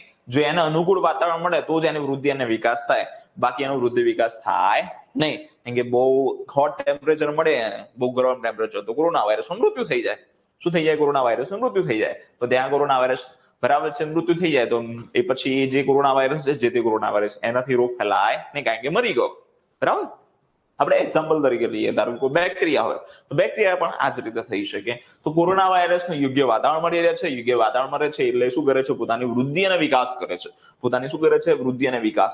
અને વૃદ્ધિ અને વિકાસ કરીને એને જો પછી કોઈ હોસ્ટ મળી જાય, કોઈ પરપોષી મળી જાય, ધારો કે કોરોના વાયરસને હું મળી જાઉં, બરાબર છે, કોરોના વાયરસ મારી બોડીમાં આવી જશે તો એને હું હોસ્ટ કરીશ. એને હું શું કરીશ? હોસ્ટ અથવા તો પરપોષી. પરપોષી એટલે બીજાને પોષનાર.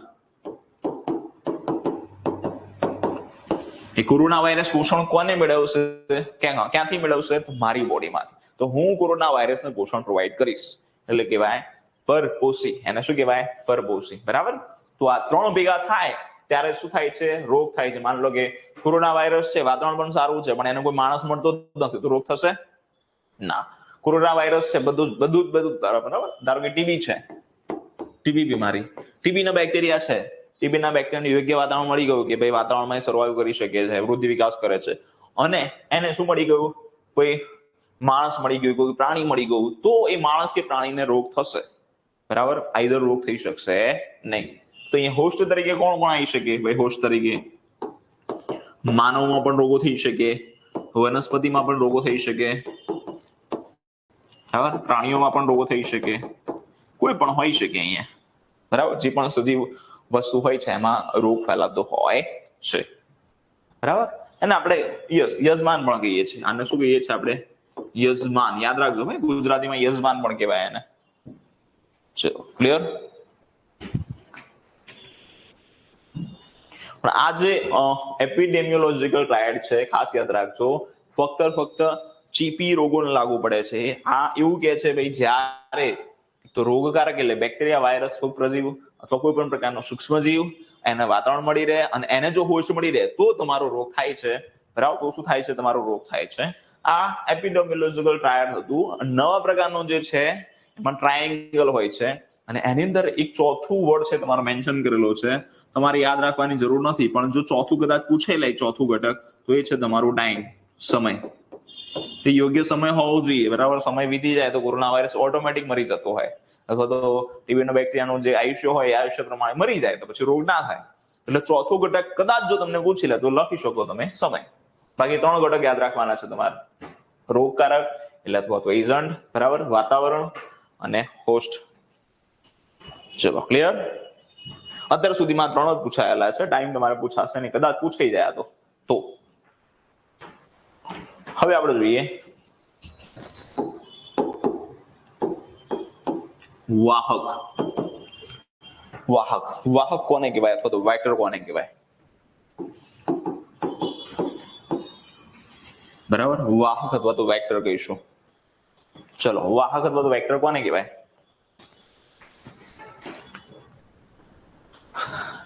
ચલો બોલો.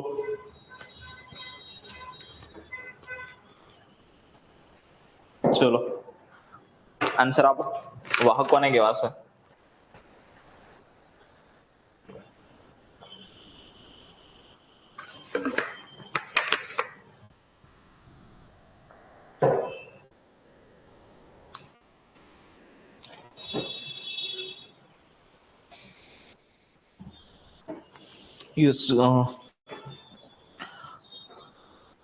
જે રોગ થાય તેવા ઘટકોનો વહન કરે. Good, Ajay Pandya.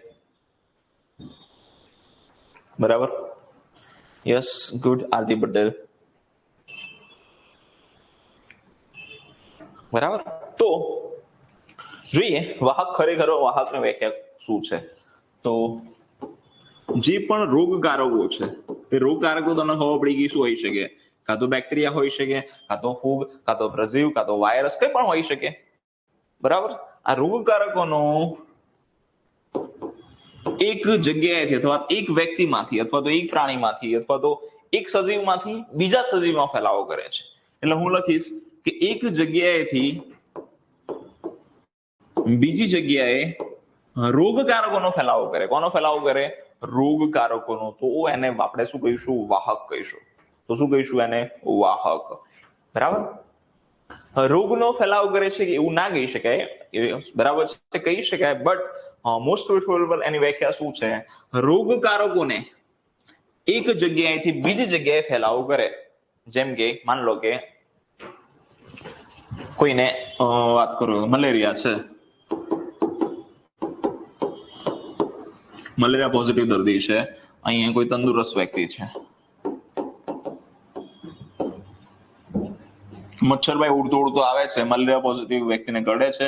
Malaria positive વ્યક્તિની અંદર શું હોય? તો પ્લાઝ્મોડિયા નામનું પ્રજીવ હોય, પ્લાઝ્મોડિયા હોય. તો પ્લાઝ્મોડિયા છે એ મચ્છરના શરીરમાં જતા રહ્યા. પ્લાઝ્મોડિયાના લીધે જ તમને મલેરિયા થાય છે. એટલે પ્લાઝ્મોડિયા રોગકારક થયો મલેરિયાનો. તો પ્લાઝ્મોડિયા મચ્છરમાં જતો રહેશે અને એ મચ્છર પ્લાઝ્મોડિયાને તંદુરસ્ત વ્યક્તિના શરીરમાં નાખશે, આને કરડશે, એટલે ફરીથી આના બોડીમાં પ્લાઝ્મોડિયા જતા રહે, એટલે આપણને કેવું થઈ જાય? Malaria positive. તો અહીંયા કોનો ફેલાવો કરે છે ભાઈ?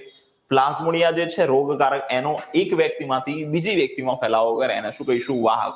તો અહીંયા તમારો મચ્છર આવશે, એનોફિલિસ મચ્છર. બરાબર. ચલો, ખબર પડી? હા કે ના? એક જગ્યાએથી બીજી જગ્યાએ જે રોગકારકો અથવા તો એક સજીવમાંથી બીજા સજીવમાં રોગકારકો ફેલાવતો હોય છે, એને આપણે શું કહીએ છીએ? વાહક અથવા તો વેક્ટર કહીએ છીએ. વેક્ટરના પ્રકાર જોઈએ.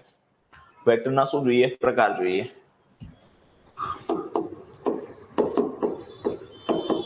યાંત્રિક વાહક,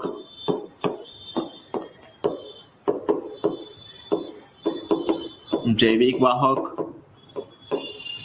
બરાબર. પછી એ વાહક હોય છે અને એના શરીરમાં જો બરાબર છે બેક્ટેરિયા કે વાયરસ રાખે તો એને આપણે કેરિયર પણ કહીએ છીએ. એનું શું કહેવાય? કેરિયર પણ કહેવાય.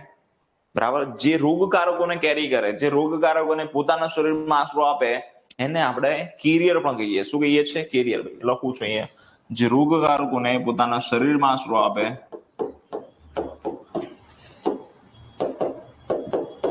એને આપણે કેરિયર પણ કહીએ છીએ. એટલે વાહકને પણ શું કહી શકાય? કેરિયર કહી શકાય. બરાબર. તો અહીંયા ક્રોનિક કેરિયર પણ આવે છે. સમજાવું ક્રોનિક કેરિયર કોને કહેવાય? બરાબર. અને ચોથું એક્યુટ કેરિયર.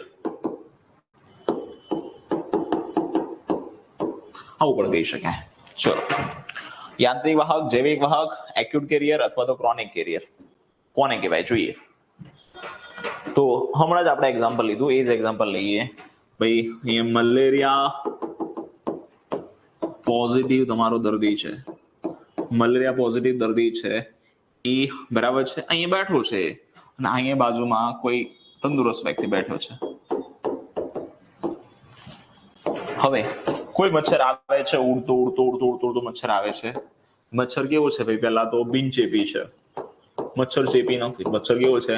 બિનચેપી. બિનચેપી મચ્છર ઉડતો ઉડતો આવે છે, મલેરિયા પોઝિટિવ દર્દીને કરડે છે. મલેરિયા પોઝિટિવ દર્દી કરડશે એટલે પોતે કેવો બની જશે? ચેપી. મચ્છર કેવો બની ગયો? ચેપી. હવે આ ચેપી મચ્છર છે એ બીજા કોઈ તંદુરસ્ત વ્યક્તિને કરડશે, બીજા કોઈ તંદુરસ્ત વ્યક્તિને કરડશે તો આ પણ કેવો થઈ જશે ભાઈ? Malaria positive. આ પણ શું થઈ ગયો? મલેરિયા પોઝિટિવ થઈ ગયો. તો અહીંયા શું કર્યું ભાઈ? મચ્છર આવ્યો, બરાબર. આને કહી દઈએ આપણે એક્સ. આ વ્યક્તિનું નામ એક્સ છે, આ વ્યક્તિનું નામ વાય છે. અહીંયા પેલા એક્સ વ્યક્તિને કરડ્યો, બરાબર, અને પછી વાય વ્યક્તિને કરડ્યો. એક્સ વ્યક્તિ પોઝિટિવ હતો, વાય વ્યક્તિ તો બરાબર એ તંદુરસ્ત હતો. અહીંયા શું થાય છે? જ્યારે મચ્છર આ એક્સ વ્યક્તિને કરડે છે ત્યારે, બરાબર, આ એક્સ વ્યક્તિને કરડે છે ત્યારે મચ્છર શું કરે છે? એના શરીરમાં પ્લાઝ્મોડિયા લે છે. મચ્છર શું કરે છે? પોતાના શરીરમાં પ્લાઝ્મોડિયા લઈ લે છે, પોતાના શરીરની અંદર. પછી એ જ્યારે આ વાય વ્યક્તિને કરડે છે ત્યારે જે પણ પ્લાઝ્મોડિયા હોય છે આ વ્યક્તિમાં દાખલ કરી દે છે. એટલે કે અહીંયા જે રોગકારક છે એ રોગકારકને ક્યાં આપે છે? પોતાના શરીરમાં આશરો આપે છે. રોગકારકને ક્યાં આશરો આપે છે? પોતાના શરીરમાં. તો જે વાહક રોગકારકોને પોતાના શરીરમાં આશરો આપતો હોય એને કહેવાય બાયોલોજિકલ વેક્ટર અથવા તો જૈવિક વાહક. શું કહેવાય? બાયોલોજિકલ વેક્ટર અથવા તો જૈવિક વાહક કહીશું. ક્લિયર?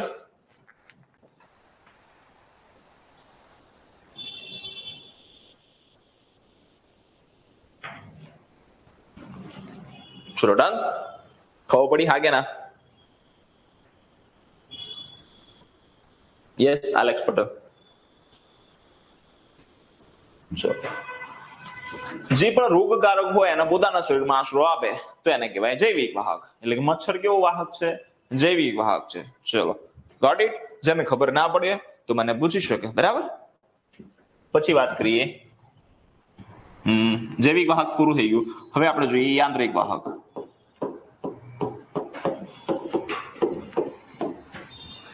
આપણે જોઈએ કોલેરા. કોલેરા રોગમાં શું થાય? ખ્યાલ છે તમને? કોલેરા રોગમાં શું થાય? યસ ગુડ ભૂમિકા વાલા. ચલો, કોલેરા રોગમાં શું થાય તમને? મુખ્ય લક્ષણ શું છે કોલેરા રોગનું? મુખ્ય લક્ષણ કે ચિહ્ન શું છે?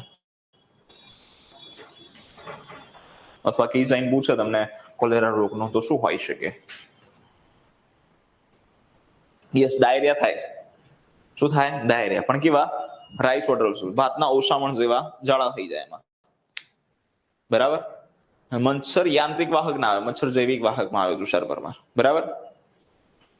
જે કોલેરા રોગ છે એમાં તમને ડાયરિયા થઈ જાય. બરાબર. શું થઈ જાય? ડાયરિયા. કેવા? ભાતના ઓસામણ જેવા, rice water stool. Rice water stool થઈ જાય તમને, રાઈસ વોટર સ્ટૂલ. તો કોલેરા જે છે બરાબર એની અંદર તમને ડાયરિયા થઈ જાય. આ ડાયરિયાની અંદર કોલેરા શાનાથી થાય? બેક્ટેરિયાથી થાય. કયા બેક્ટેરિયા થાય? વિબ્રિયો કોલેરી. તમને ખબર હશે બધા. વિબ્રિયો કોલેરી નામનો જે બેક્ટેરિયા છે, વિબ્રિયો કોલેરી, એના દ્વારા શું થાય છે? તમને કોલેરા થઈ જાય છે. કોલેરા કોઈ વ્યક્તિને થઈ ગયો, ધારો કે સુરેશભાઈ, આપણે લખી લઈએ સુરેશભાઈ. બરાબર. સુરેશભાઈ, કોઈનું નામ હોય તો ભાઈ આપણે બરાબર ફક્ત એક્ઝામ્પલ માટે લીધું છે, એવું કઈ લગાડતા નહીં. બરાબર. જે સુરેશભાઈ છે, સુરેશભાઈને કોલેરા થઈ ગયો તો શું થશે? રાઈસ વોટર સ્ટૂલ એટલે કે ડાયરિયા થશે. એમને શું થશે? ડાયરિયા થઈ જશે. હવે ડાયરિયા માન લો કે સુરેશભાઈ જે છે એવું પણ એમને વળી બરાબર છે ઓપન ડિફિકેશન બહુ મજા આવે છે. બરાબર. તો ઓપન ડિફિકેશન કરે ભાઈ, ખુલ્લામાં શૌચક્રિયા કરે છે. મીન્સ ખુલ્લામાં શૌચક્રિયા કરે છે. ખુલ્લામાં શૌચક્રિયા કરી. બરાબર. હવે તમને ખબર છે ભાઈ આ ગંદકી કેવાય એક પ્રકારની, તો ત્યાં માખી આવે છે. ગંદકી હોય ત્યાં કોણ આવે? માખી. માખી ઉડતી ઉડતી આવે છે અને આ ફિશિસ પર બેસે છે. બરાબર. આ ફિશિસ પર બેસે છે. તો આ ફિશિસ પર બેસે છે પછી ધારો કે એ માખી ઉડતી ઉડતી તમારા ઘરમાં આવે છે. ઘરમાં આવીને તમારા ધારો કે ભાત ખુલ્લા રાખ્યા છે, રાઈસ પર આવીને બેસે છે. ચલો ફરીથી.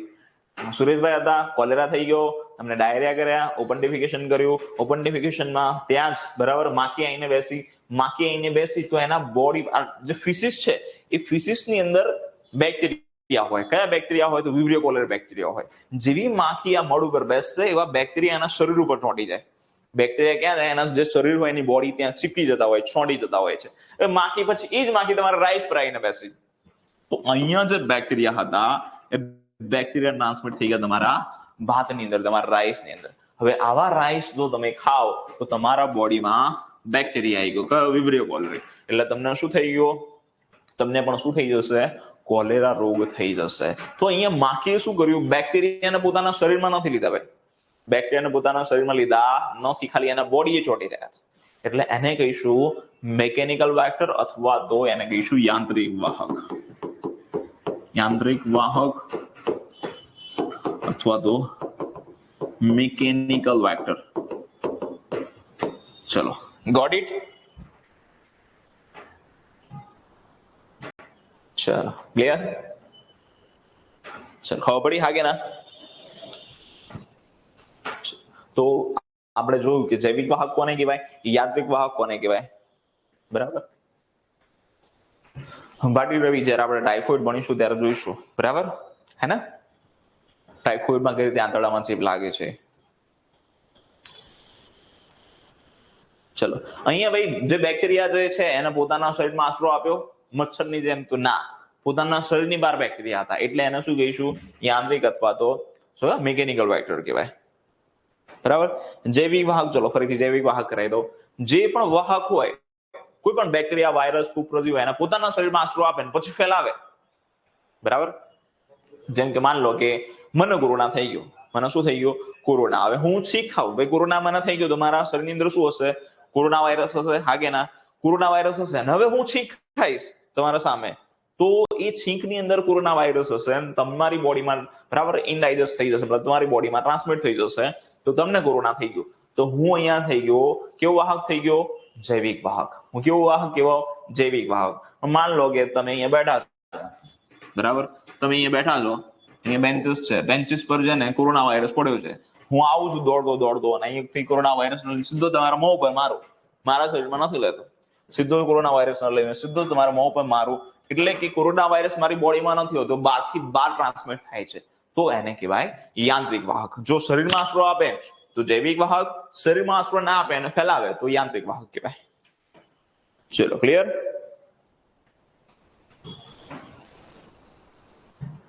ચલો થેન્ક યુ નીતિન શર્મા. ચલો આગળ જોઈએ. ક્રોનિક કેરિયર કોને કહેવાય? બરાબર. અને એક્યુટ કેરિયર કોને કહેવાય? ધારો કે મને પોતાને કોરોના થઈ ગયો, બરાબર. કોરોના મળતો જ નથી મને, કોરોના 4 મહિના સુધી રહ્યો, 4 મહિના સુધી કોરોના મળ્યો નહીં મને, તો 4 મહિના સુધી આપણે પહેલા ક્રોનિક વિશે જોઈએ. ક્રોનિક કેરિયર કોને કહેવાય? ધારો કે મને શું થઈ ગયો? કોરોના હું સાજો ન થયો, 4 મહિના સુધી કોરોના રહે છે. મને કેટલા મહિના સુધી રહે છે?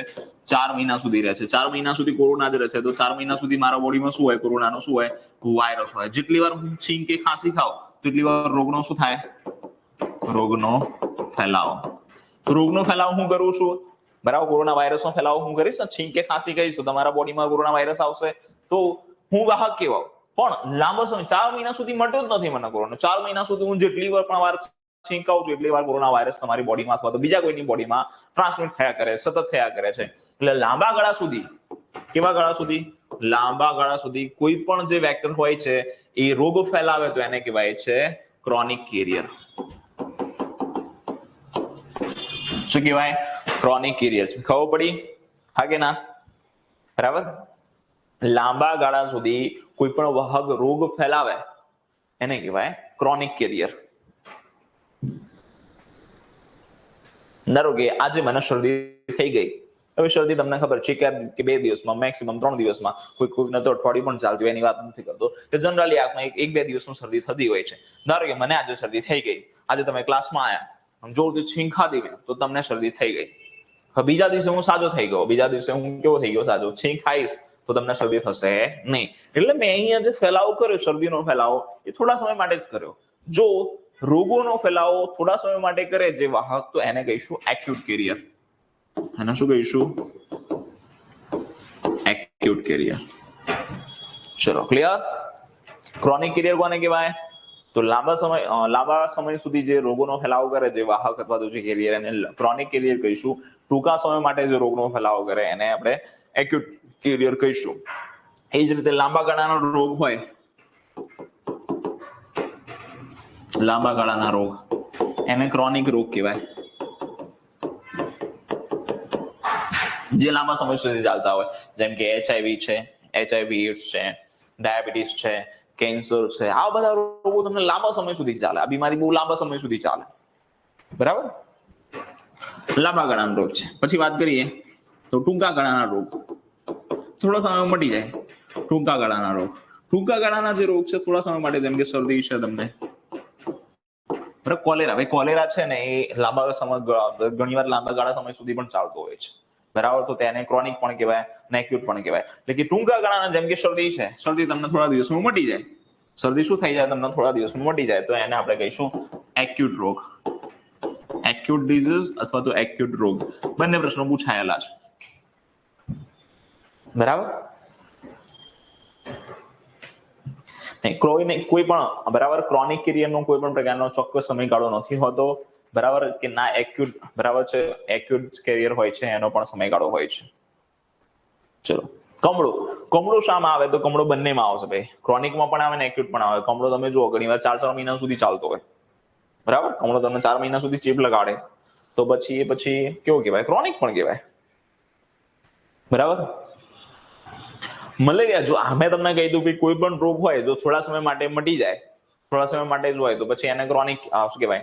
એક્યુટ કહેવાય. લાંબા સમય સુધી રહે, બરાબર. જેમ કે મલેરિયા છે, મલેરિયાની તમે સારવાર લઈ લો તો મટી જાય, તો એને પછી તમે શામાં કહી શકો? એક્યુટમાં કહી શકો, બરાબર. પણ તમે સારવાર ના લો તો એના 4 થી 5 વાર હુમલા પણ આવી શકે વર્ષમાં, તો પછી એ ક્રોનિક થઈ જાય. બરાબર, ખબર પડી? ચલો, ક્લિયર?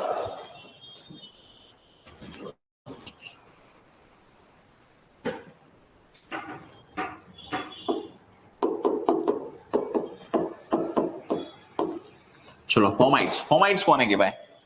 તો દર્દી દ્વારા પ્રયોજાતી વસ્તુ, દર્દી દ્વારા ઉપયોગમાં લેવામાં આવતી વસ્તુ, બરાબર. યસ, ઓપ્શન હોય એ પ્રમાણે તમારે ક્રોનિક કે એક્યુટ લખી શકો તમે, બરાબર. ચલો, ફોમાઇટ્સ કોને કહેવાય? દર્દી દ્વારા પ્રયોજાતી અથવા તો ઉપયોગમાં લેવામાં આવતી વસ્તુ. એની અંદર ખાલી 2 વસ્તુ ના આવે, સિવાય કે અન્ન અને પાણી. મેં જે પાણી યુઝ કર્યું હોય એ પાણી પછી ફોમાઇટ્સ ના કહેવાય, બરાબર. ફૂડ અને વોટર સિવાય બધું જ તમારું ફોમાઇટ્સમાં આવે. જેમ કે મને જ પોતાને કોરોના થઈ ગયો, ભાઈ, અને હું આ મોબાઈલ યુઝ કરું છું, બરાબર. તો એ મોબાઈલની અંદર અથવા તો એ મોબાઈલની અંદર એટલે ઇટ મીન્સ કે મોબાઈલની સરફેસ ઉપર કોરોના વાયરસ હોઈ શકે, તો એ ફોમાઇટ્સ કહેવાય. એ શું કહેવાય? હવે એ મોબાઈલ તમે લો તો વાયરસ ચેપ તમને લાગી શકે, બરાબર.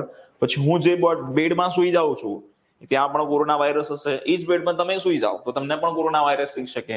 તો આવી જેટલી પણ વસ્તુ જે મારી બ્લેન્કેટ છે, મારો રૂમાલ છે, મારા જેટલા પણ કોઈ પણ પ્રકારની મારી જેટલી વસ્તુ છે એ બધી જ વસ્તુમાં આ કોરોના વાયરસ હોઈ શકે, બરાબર. જેનાથી તમને કોરોના વાયરસ થઈ શકે, અથવા આ તો કોરોના એક એક્ઝામ્પલ છે, અથવા કોઈ પણ બીમારીનો રોગકારક હોઈ શકે. મતલબ એનાથી શું થાય કે ધારો કે હું કોઈ બ્લેન્કેટ યુઝ કરું છું ને એ બ્લેન્કેટ તમે યુઝ કરો તો તમને પણ શું થઈ જાય? એ જ બીમારી થઈ જાય. તો એ બ્લેન્કેટને આપણે ફોમાઇટ્સ કહીશું. આને શું કહીશું? ફોમાઇટ્સ, બરાબર. અનાજ અને પાણી સિવાય આવશે, બરાબર. એ યાદ રાખજો. એ ક્રોનિક અને એક્યુટમાં કોઈ ફિક્સ દિવસ નથી હોતા. ટૂંકા ગાળાનો રોગ હોય તમારો 1-2 અઠવાડિયાનો, બરાબર, બહુ 3 અઠવાડિયાનો, બરાબર, તો પછી એને એક્યુટ કહેવાય. ચલો, ક્લિયર?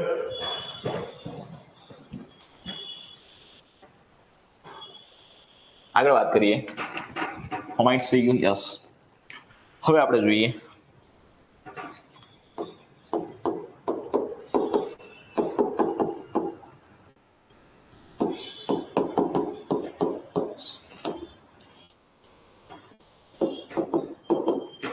પ્રી પેથોજેનેસિસ સ્ટેજ, બરાબર. તો ફોમાઇટ્સથી કેન્સર ફેલાઈ શકે? કેન્સર બિનચેપી રોગ છે. કેન્સર કેવો રોગ છે? બિનચેપી રોગ છે. તો કેન્સર તો મતલબ ફેલાઈ જ ના શકે. ચેપી રોગોની જ વાત કરીએ છીએ આપણે, બરાબર. કેન્સર ફોમાઇટ્સ ના ફેલાઈ શકે. વાત કરીએ પ્રી પેથોજેનેસિસ સ્ટેજ કોને કહેવાય? તો ધારો કે હું અહીંયા ઉભો છું, બરાબર. હું અહીંયા ઉભો છું, બરાબર. અને અહીંયા ટીબીના બેક્ટેરિયા છે ભાઈ. અહીં ટીબીના શું છે? બેક્ટેરિયા. ટીબીના બેક્ટેરિયા આવા શેપના હોય, બરાબર. ટીબીના બેક્ટેરિયા છે અહીંયા, અને હું અહીંયા ઉભો છું. તો આ બેક્ટેરિયા મારી બોડીમાં છે અત્યારે હાલ? તો ના, મારી બોડીમાં નથી. એ ક્યાં છે? બોડીની બહાર છે, બરાબર. તો જ્યારે બેક્ટેરિયા એટલે રોગ કરે આપણને. ટીબી ના બેક્ટેરિયા માઇકોબેક્ટેરિયમ ટ્યુબરક્યુલોસિસ આપણને શું કરે? રોગ કરે, એટલે રોગકારક કહેવાય. જ્યારે રોગકારક વાતાવરણમાં હોય, જ્યારે રોગકારક ક્યાં હોય? વાતાવરણમાં હોય, પરંતુ આપણા શરીરમાં ના હોય, તો એને કહેવાય pre pathogenesis stage. Pre pathogenesis stage કોને કહેવાય? રોગકારક જે છે અથવા તો બેક્ટેરિયા, વાયરસ, ફૂગ, પ્રજીવ વાતાવરણમાં હોય, તો એ સ્ટેજને આપણે શું કહીશું? પ્રી પેથોજેનેસિસ સ્ટેજ કહીશું. ક્લિયર? ચલો, નો વિશાલ ઓફિશિયલ, બરાબર, એમાંથી બરાબર, એના દ્વારા તમને કેન્સર ના થઈ શકે. બરાબર, ચલો આગળ જોઈએ. પ્રી પેથોજેનેસિસ સ્ટેજ ખબર પડી? હા કે ના? હવે રોગકારકો હોય છે પણ ક્યાં હોય? વાતાવરણમાં. તો શું કહેવાય? Pre pathogenesis stage. માન લો કે હવે આ ટીબી ના બેક્ટેરિયા મને જોઈ ગયા, બરાબર, કે આ તો યાર સાહેબ છે, સાહેબ જોડે જવું જોઈએ, સાહેબ જોડે બહુ બધા વિદ્યાર્થીઓ, તો બહુ બધાને ચીપ લગાડી દઈશું. તો આ બેક્ટેરિયા હવે ઉડતા ઉડતા આવે છે, મારા શ્વાસમાં જાય છે, શ્વાસમાં જઈને મારા ફેફસામાં, તો મારા બોડીમાં ઇફેક્ટ કરી નાખે છે. તો અત્યારે હાલ આ ટીબી ના બેક્ટેરિયા મારા શરીરમાં આવી ગયા, મને શું કર્યો? ટીબી કર્યો. મને શું કર્યો? ટીબી કોઝ કર્યો. તો આ જે સ્ટેજ છે એને આપણે પેથોજેનેસિસ સ્ટેજ કહીશું. એને કોઈ શું કહીશું આપણે? પેથોજેનેસિસ સ્ટેજ. પેથોજેનેસિસ. ચલો, ક્લિયર? હાગે ના? આવું હોય તો દૂર રહેવાનું હો મારાથી. બરાબર, ચલો ખબર પડી? પેથોજેનેસિસ સ્ટેજ કોને કહેવાય? Okay, good. ચલો, હવે આગળ જોઈએ આપણે. બીજી 4 કન્ડિશન છે.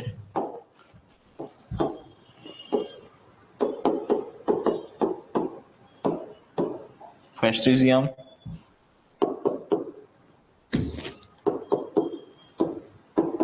ડિફર્વેસિન,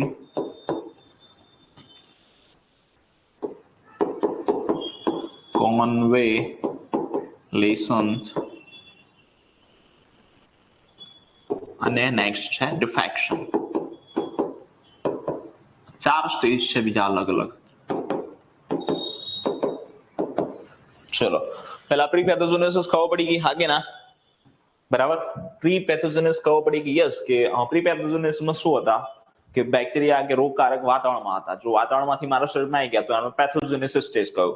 હવે ધારો કે કીધું છે આ જે બેક્ટેરિયા છે ઉડતા ઉડતા ભાઈ સાહેબના શરીરમાં આવી ગયા, તો સાહેબને શું થઈ ગયો? ટીબી. સાહેબે કઈ ધ્યાન જ ના આપ્યું, બરાબર, સાહેબે કઈ ધ્યાન જ ના આપ્યું, કોઈ દવા ના લીધી, કશું જ ના લીધું, બરાબર છે, કોઈ ટીબી નું ડાયગ્નોસિસ ના કરાયું, કોઈ દવા ના લીધી, તો સાહેબને ખતરનાક પ્રકારનું ટીબી થઈ ગયું. સાહેબ પથારીવશ થઈ ગયા. સાહેબને શું થયું? હોસ્પિટલમાં એડમિટ થવું પડ્યું. બરાબર, તો એ જે સ્ટેજ હોય એ સ્ટેજને આપણે કહીએ છીએ ફેસ્ટિઝિયમ. દર્દી રોગની ચરમસીમાએ હોય. કઈ સીમા હોય? ભાઈ રોગ છે ટોપ લેવલે હોય, એકદમ હાઈ લેવલે હોય, બરાબર, તો ચરમસીમાએ હોય, અથવા તો આપણે એને કહીશું, બરાબર, દર્દી પથારીવશ હોય. દર્દી કેવું હોય છે? પથારીવશ હોય છે. તો એને આપણે શું કહીશું? ફેસ્ટિઝિયમ. એને આપણે શું કહીશું? ફેસ્ટિઝિયમ કહીશું. Got it? ચલો,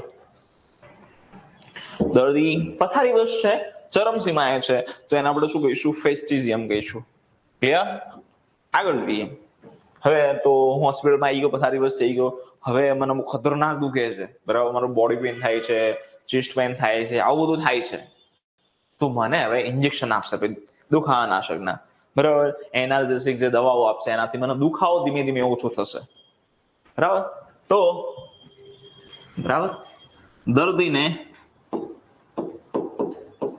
સારું લાગવાની શરૂઆત. હું હોસ્પિટલાઇઝ હતો, બેડ ઉપર હતો. જે બેડ ઉપર હતો એ સ્ટેજનો શું કહેવાય? ફેસ્ટિઝિયમ. મને બહુ તકલીફ થઈ હતી એટલે ડોક્ટરે શું કર્યું? મને દવા આપી દુખાવા નાશક.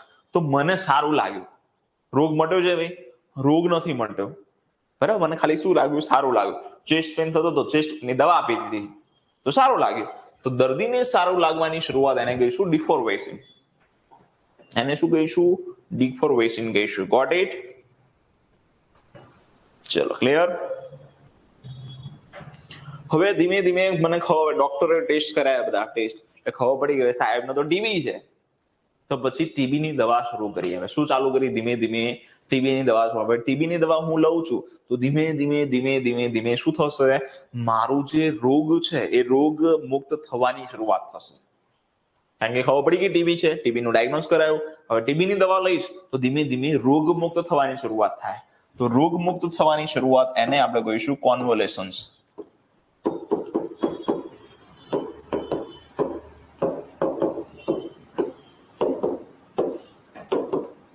એને શું કહીશું આપણે? કોન્વેલેસન્સ અથવા કોન્વેલેસન્ટ. ચલો ક્લિયર? Yes, good. ભૂમિવા વાલા, વિશાલ ઓફિશિયલ. રોગ મુક્ત થવાની શરૂઆત થઈ છે ભાઈ. તાત્કાલિક ટીબી મળી જાય ના. ટીબીની જે સારવાર છે મારે લેવી પડે. 6 મહિનાની સારવાર હોય તો 6 મહિનાની લેવી પડે, વર્ષની હોય તો વર્ષને, 1.5 વર્ષને, 2 વર્ષને લેવી પડે છે. તો ધીમે ધીમે રોગ મુક્ત થવાની શરૂઆત થઈ છે. રોગ મટી નથી ગયો. જો સંપૂર્ણપણે રોગ મટી જાય તો એને કહેવાય ડિફેક્શન. સંપૂર્ણપણે રોગ મટી જાય એને શું કહીશું? ડિફેક્શન.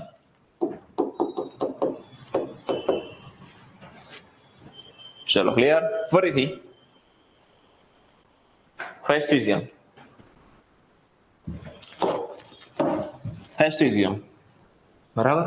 રોગ ચરમસીમાએ હોય. બરાબર. રોગ કેવી હોય? ચરમસીમાએ. પથારી વશ હોય તો ફેસ્ટિઝિયમ કહેવાય. પહેલા તો રોગકારક વાતાવરણમાં હોય તો પ્રીપેથોજેનેસિસ, વાતાવરણમાંથી મારા શરીરમાં આવે તો પેથોજેનેસિસ સ્ટેજ. મને મારા શરીરમાં આવી ગયા તો મને ખતરનાક રોગ કરી નાખ્યો, ખતરનાક રોગ કરી નાખ્યો તો ફેસ્ટિઝિયમ. હવે હું હોસ્પિટલ એડમિટ થયો, બરાબર છે, એડમિટ થયો એટલે પથારી વશ હતો તો ફેસ્ટિઝિયમ. હોસ્પિટલમાં દવા આપી તો થોડું સારું લાગ્યું, તો સારું લાગવાની શરૂઆત થઈ તો ડિફરવેસિન. ખબર પડી કે ટીબી છે, ટીબીની દવા ચાલુ કરી તો ધીમે ધીમે રોગ મુક્ત થવાની શરૂઆત થઈ. ટીબીનો કોર્સ મેં પૂરો કર્યો તો સંપૂર્ણપણે રોગ મટી ગયો, જેને આપણે શું કહીએ છીએ? ડિફેક્શન. ડિફેક્શન મીન્સ કોઈ પણ પ્રકારની ડિફેક્ટ તમારી બોડીમાં નથી, એવું યાદ રાખજો. ડિફેક્શન એટલે શું? કોઈ પણ ડિફેક્ટ તમારી બોડીમાં નથી, એને આપણે શું કહીશું? ડિફેક્શન કહીશું. ક્લિયર? ચલો ખબર પડી હા કે ના?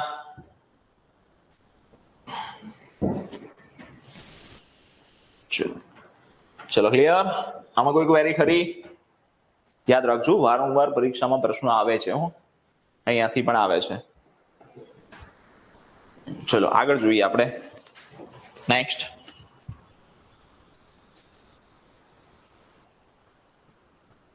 આ 5-6 સ્ટેજ યાદ રાખજો. પ્રીપેથોજેનેસિસ, પેથોજેનેસિસ, ફેસ્ટિઝિયમ, ડિફરવેસિન, કોન્વેલેસન્સ અને ડિફેક્શન. હવે આપણે થોડા પીરિયડ જોઈએ. ટાઈમ પીરિયડ 3 ટાઈમ પીરિયડ છે. પહેલા છે ઇન્ક્યુબેશન પીરિયડ, બરાબર. પછી છે પ્રોડોમલ પીરિયડ. પછી છે કોમ્યુનિકેબલ પીરિયડ. Communicable period. પછી છે ક્વોરન્ટાઇન પીરિયડ અને આઇસોલેશન.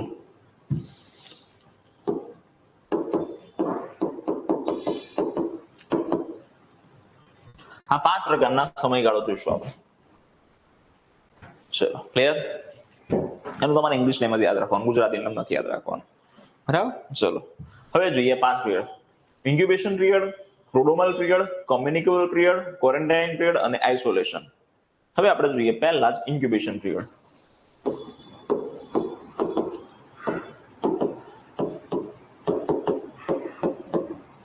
ઇન્ક્યુબેશન પીરિયડ કોને કહેવાય? તો રોગકારક. ભાઈ રોગકારક તો તમને ખબર પડી ગઈ. રોગકારક કોને કહેવાય? રોગકારક છે એ તમારા શરીરમાં શું કરે છે? પ્રવેશ કરે છે. શરીરમાં પ્રવેશ કર્યો. શરીરમાં પ્રવેશ કર્યો એટલે તમને રોગ થઈ જાય. રોગ થઈ જાય એટલે રોગના ચોક્કસ લક્ષણો કે ચિહ્નો દેખાય.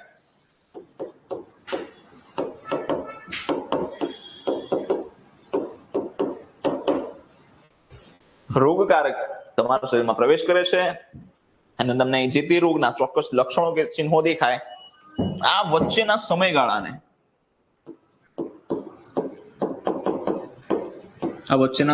આપણે શું કહીશું? ઇન્ક્યુબેશન પિરિયડ કહીશું. શું કહીશું? ઇન્ક્યુબેશન પિરિયડ કહીશું. ચલો એક એક્ઝામ્પલ લો, જેમ કે પ્લાઝ્મોડિયા છે. પ્લાઝ્મોડિયા તમને ખબર છે, પ્લાઝ્મોડિયા પ્રજીવ છે. પ્લાઝ્મોડિયા શું છે? પ્લાઝ્મોડિયા પ્રજીવ છે અને એના દ્વારા શું થાય છે? મલેરિયા. બરાબર. આપણે સુરેશભાઈને જ લઈએ ફરીથી. ભાઈ કોઈ સુરેશભાઈ છે, સુરેશભાઈના શરીરમાં પ્લાઝ્મોડિયાએ પ્રવેશ કર્યો. સુરેશભાઈના શરીરમાં સુરેશભાઈના ચેપી મચ્છર કડ્યો. બરાબર. તો સુરેશભાઈના શરીરમાં પ્લાઝ્મોડિયા આવી ગયા. હવે પ્લાઝ્મોડિયા જે છે એની બોડીમાં રહેશે સુરેશભાઈની, અને તમને ખબર છે મલેરિયા થશે. એનાથી શું થાય? મલેરિયા. તો મલેરિયાનો ચોક્કસ લક્ષણ શું છે? ઠંડી લાગીને તાવ આવવું. બરાબર. માથાનો દુખાવો થાય, તાવ આવે, આવું બધું. હાઈ ગ્રેડ ફીવર થઈ જાય તો બરાબર છે, હોટ સ્ટેજ થાય, ઠંડી લાગે ને બધું અલગ અલગ આપણે જોઈશું કે અલગ અલગ 3 તબક્કા છે, હોટ સ્ટેજ, કોલ્ડ સ્ટેજ, બરાબર. સ્વેટિંગ ટેસ્ટ એમાં નથી પડતા, ત્યારે હાલ યાદ રાખો કે મલેરિયાનું મુખ્ય લક્ષણ શું છે? ઠંડી લાગીને તાવ આવવું. બરાબર. તો પ્લાઝ્મોડિયા સુરેશભાઈની બોડીમાં ગયા અને સુરેશભાઈને ઠંડી લાગીને તાવ આવ્યો. આ વચ્ચેનો જે સમયગાળો છે એને આપણે કહીશું ઇન્ક્યુબેશન પિરિયડ અથવા તો ઉદ્ભવન અવધિ કહીશું. બરાબર. એને શું કહીશું આપણે? ઉદ્ભવન અવધિ અથવા તો ઇન્ક્યુબેશન પિરિયડ. ઇટ મીન્સ કે રોગકારકો તમારા શરીરમાં પ્રવેશ કરે છે અને જે તે રોગના ભાઈ કેવા લક્ષણો? પણ ચોક્કસ લક્ષણો, યાદ રાખજો ભાઈ. મલેરિયામાં ઠંડી લાગીને તાવ આવે તો ચોક્કસ લક્ષણ કહેવાય. તો ચોક્કસ લક્ષણો દેખાય તો એને આપણે કહીશું ઇન્ક્યુબેશન પિરિયડ અથવા તો ઉદ્ભવન અવધિ કહીશું. ચલો ક્લિયર? ચલો ગોટ ઇટ. ગુડ. ભૂમિબા વાલા. ચલો ઇન્ક્યુબેશન પિરિયડ પર કોઈ ક્વેરી ખરી? હા કે ના? ચલો બોલો. સરળ છે. આ ઇન્ક્યુબેશન પિરિયડ કહીશું. બીજું શું હતું હવે? પ્રોડ્રોમલ પિરિયડ. જો પ્રોડ્રોમલ પિરિયડ જોઈએ.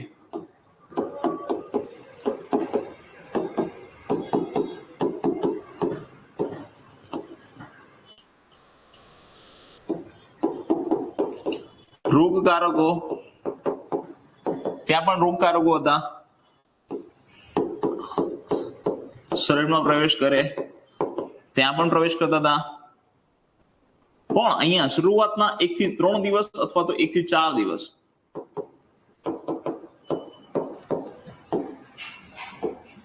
અચોક્કસ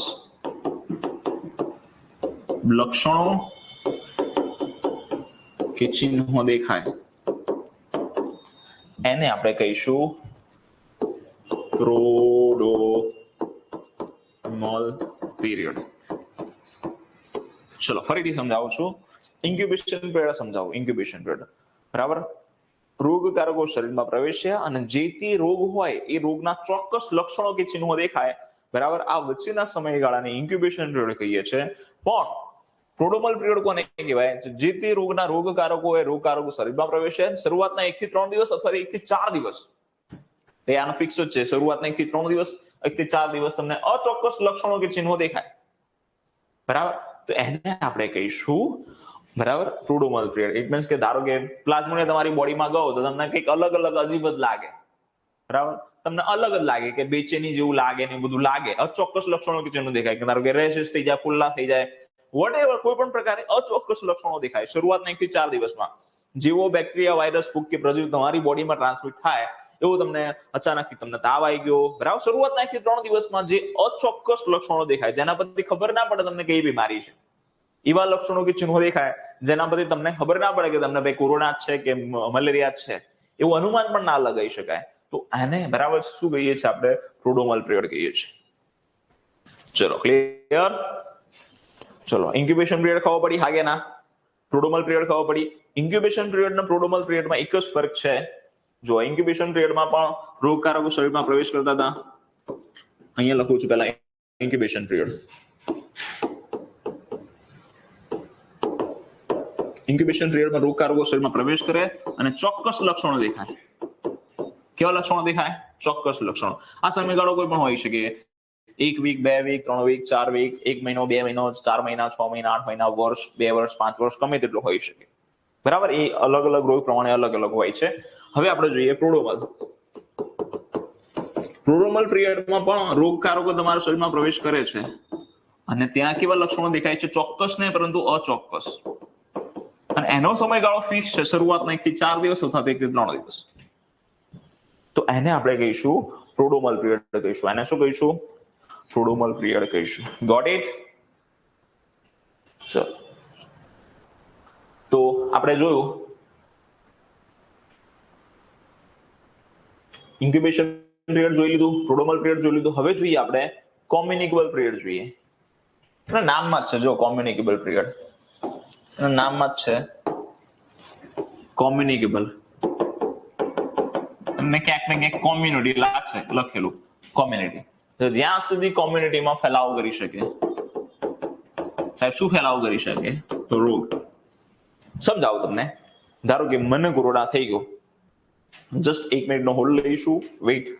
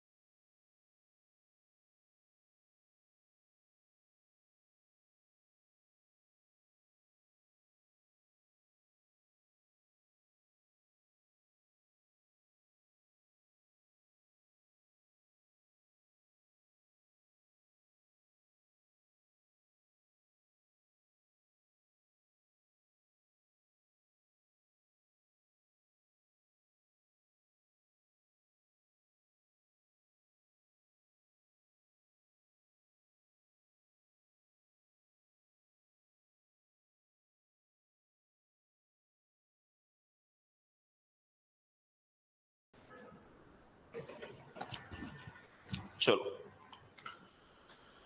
clear? Voice and vision clear છે?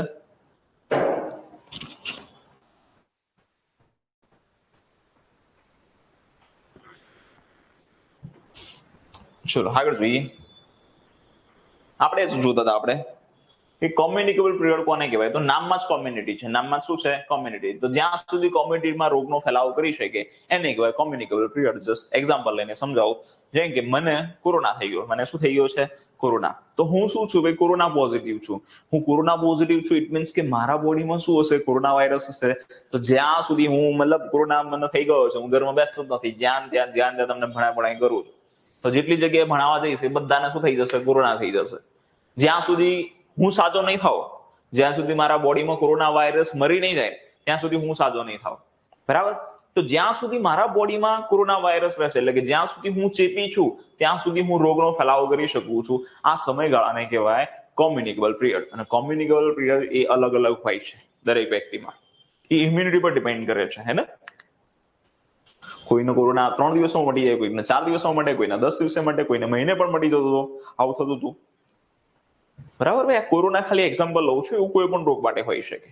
અમુક રોગો માટે કોમ્યુનિકેબલ પાછા ફિક્સ પિરિયડ હોય છે. ભાઈ થોડા સમયમાં જે પછી ઓટોમેટિક એનો ચેપ આપમેળે મટી જતો હોય છે. ચલો, ક્લિયર? તો કોમ્યુનિકેબલ પિરિયડ કોને કહેવાય? કોમ્યુનિટીમાં એક વ્યક્તિમાંથી બીજી વ્યક્તિમાં ક્યાં સુધી, મતલબ જ્યાં ધારો કે હું પોઝિટિવ છું કોરોનાનો, તો હું જ્યાં સુધી રોગનો ફેલાવો કરી શકું, પોઝિટિવ જે દર્દી હોય, જે તે રોગનો પોઝિટિવ દર્દી હોય, જ્યાં સુધી રોગનો ફેલાવો કરી શકે એને આપણે કહીએ છીએ કોમ્યુનિકેબલ પિરિયડ, અથવા તો સંક્રમણ અવધિ કહીએ. શું કહીએ? ને સંક્રમણ અવધિ. ક્લિયર? ચલો, ડન. હવે આગળ જોઈએ આપણે ક્વોરન્ટાઇન પિરિયડ અને આઇસોલેશન પિરિયડ. ચલો, ક્વોરન્ટાઇન પિરિયડ અને આઇસોલેશન પિરિયડ. ક્વોરન્ટાઇન કોને કહેવાય? ચલો, કોઈને ખ્યાલ છે? ક્વોરન્ટાઇન કહેવાય કોને, અથવા તો આઇસોલેશન કોને કહેવાય? ચલો, કહી શકો તમે મને? ચલો, ફાસ્ટ.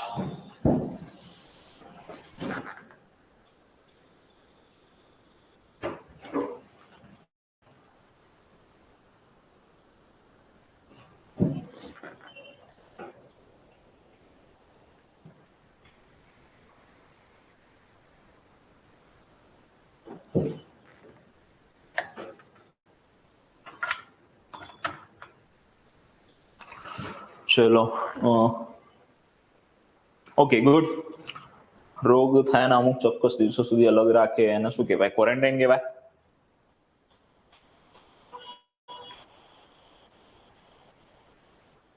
ચલો ઘણા બધા વિદ્યાર્થીઓ સાચું છે. Okay good. ઘણાનું થોડું ખોટું પણ છે, જોઈ લઈએ. ચલો ધ્યાન રાખજો ભાઈ, એમાં એ ધ્યાન રાખજો. ધારો કે અહીંયા અલગથી કરીએ આપણે.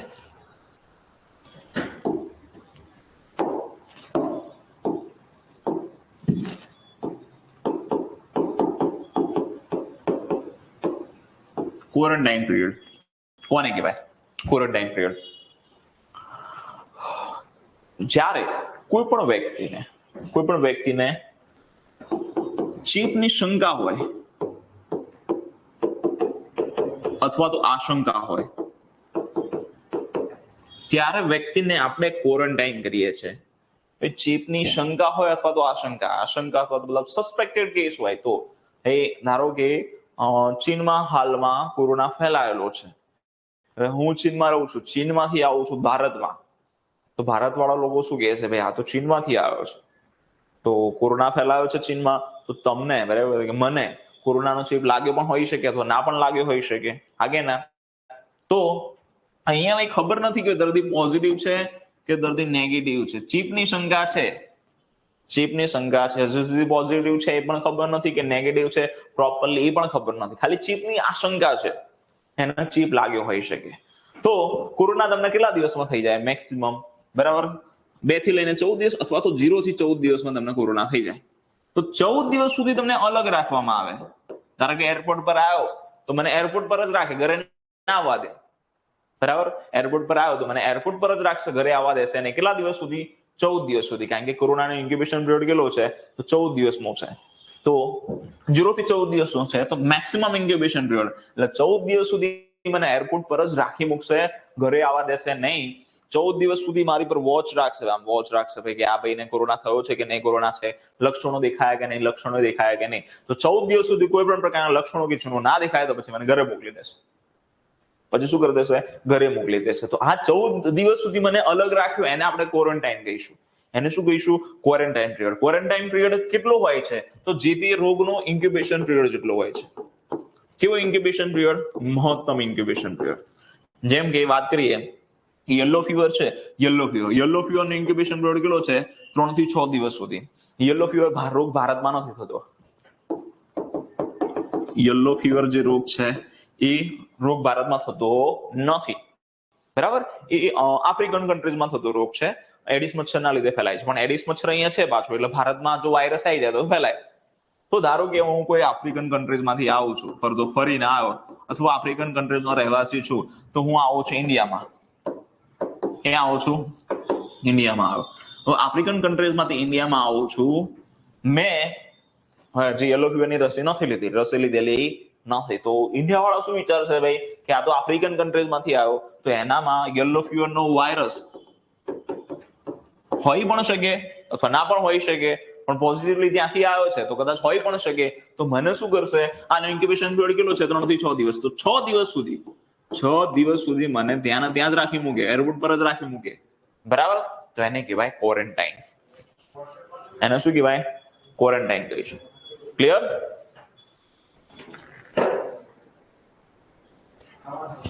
ચલો ક્લિયર? હા કે ના? જે વ્યક્તિ બરાબર ચેપની આશંકામાં હોય એને જે તે રોગના મહત્તમ ઇન્ક્યુબેશન પિરિયડ સુધી અલગ રાખે એને કહીશું ક્વોરન્ટાઇન પિરિયડ. હવે આગળ જોઈએ, જો કોઈને ખબર ના પડી હોય તો પૂછી શકે. ઓકે, આગળ જોઈએ હવે આઇસોલેશન.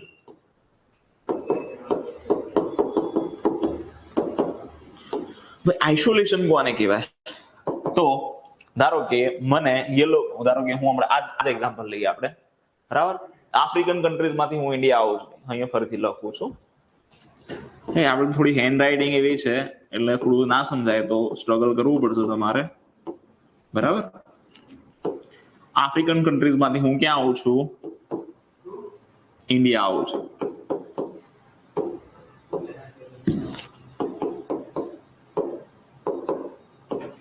આફ્રિકન કન્ટ્રીઝમાંથી ક્યાં આવું છું? ઇન્ડિયા આવું છું. ભાઈ આફ્રિકન કન્ટ્રીઝમાં મને શું હોઈ શકે? યલો ફીવરનો ચેપ લાગ્યો હોવાની આશંકા હોઈ શકે. તો યરલી ઓફરનું ઇન્ક્યુબેશન પીરિયડ કેટલો છે 3 થી 6 દિવસ. તો 6 દિવસ સુધી મને શું કરશે? ક્વોરન્ટાઇન. હવે પહેલા દિવસે જોવે છે ભાઈ મને કોઈ પણ પ્રકારના આની અંદર પણ ડેન્ગ્યુ જેવા લક્ષણો હોય છે, તમને તાવ ને બધું આવતું હોય છે, ઇન્ટરનલ બ્લીડિંગ પણ થાય જો હાઈ થઈ જાય તો, બરાબર. તો શરૂઆતમાં જોશે ભાઈ મને કઈ તાવ આવતો નથી, પહેલો દિવસ ગયો, બીજો દિવસ ગયો, મને કેટલા દિવસ સુધી રાખશે? 6 દિવસ સુધી, બરાબર. બીજો દિવસ ગયો, ત્રીજો, હવે ત્રીજા દિવસે ધારો કે મને તાવ આવી ગયો, ત્રીજા દિવસે શું આવી ગયો? તાવ. તો મને યલો ફીવર નું ટેસ્ટિંગ કરાવશે. યલો ફીવર નું શું કરાવશે? ટેસ્ટ. યલો ફીવર નો ટેસ્ટ કરાવો, ટેસ્ટ કેવો આવશે? પોઝિટિવ. ટેસ્ટ કેવો આવ્યો? પોઝિટિવ આવ્યો. તો હું થઈ ગયો હવે યલો ફીવર નો દર્દી. હવે તો પહેલા તો ખાલી આશંકા જ હતી, પહેલા તો ખાલી બરાબર ખાલી એમ મને ડાઉટ જ જતો હતો ભાઈ આ ભાઈ ચેપી છે, પણ હવે તો ફિક્સ શું થઈ ગયું? એ દર્દી છે. યલો ફીવર નું શું છે? દર્દી છે. આ તો 100% ચેપનો ફેલાવો કરી શકે. તો યલો ફીવર નો દર્દી છે એને હું હોસ્પિટલાઇઝ કરી દઈશ અને એને બીજા બધા વ્યક્તિઓથી અલગ રાખીશ, જેથી બીજા બધા વ્યક્તિઓના ફેલાવો કરી શકે નહીં. ક્યાં સુધી અલગ રાખીશ? જ્યાં સુધી યલો ફીવર નો દર્દી છે જ્યાં સુધી એ સાજો ના થાય ત્યાં સુધી, જ્યાં સુધી, બરાબર, એ ચેપનો જે સમયગાળો છે જ્યાં સુધી એ સાજો ના થાય, જ્યાં સુધી એને રિકવરી ના આવે, જ્યાં સુધી ટેસ્ટ નેગેટિવ ના આવે, તો ત્યાં સુધી હું એને શું કરીશ? અલગ રાખીશ. એને કહીશ હું આઇસોલેશન. એને શું કહેવાય? આઇસોલેશન. ચલો ક્લિયર? Got it? આગે ના ક્લિયર? તો એને કહેવાય આઇસોલેશન. ચલો એક વાર ફરીથી સમજાવી દો. આપણે ઇન્ક્યુબેશન પીરિયડ જોયું, પછી આપણે જોયું પ્રોડ્રોમલ પીરિયડ, પછી આપણે જોયું કોમ્યુનિકેબલ, પછી આપણે જોયું ક્વોરન્ટાઇન, અને પછી આપણે જોયું આઇસોલેશન. આ 5 પ્રકારના પીરિયડ જોયા. ઇન્ક્યુબેશન પીરિયડ ફરીથી વ્યાખ્યા બોલું છું. જે રોગકારકો છે, રોગકારકો શરીરમાં પ્રવેશે અને જે તે રોગના ચોક્કસ લક્ષણો કે ચિહ્નો દેખાયા વચ્ચેના સમયગાળાને ઇન્ક્યુબેશન પીરિયડ કહીશું.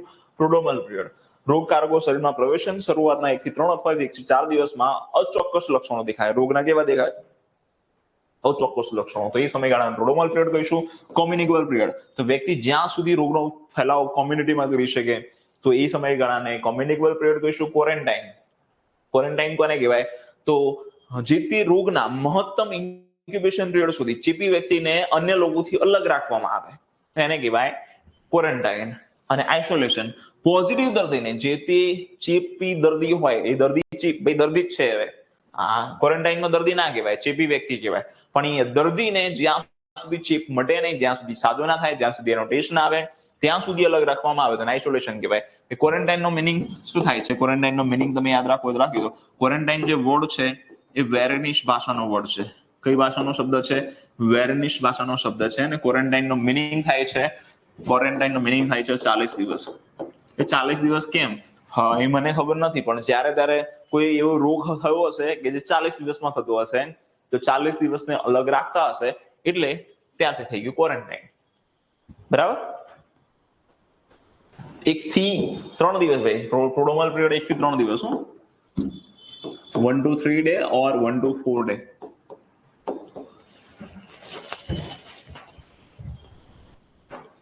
ચલો ક્લિયર? આઇસોલેશન અને ક્વોરન્ટાઇનમાં શું ફરક? તો ક્વોરન્ટાઇન ની અંદર દર્દી પોઝિટિવ ના હોય, ખાલી ચેપની શંકા જ હોય, અને આઇસોલેશનમાં દર્દી પોતે પોઝિટિવ હોય.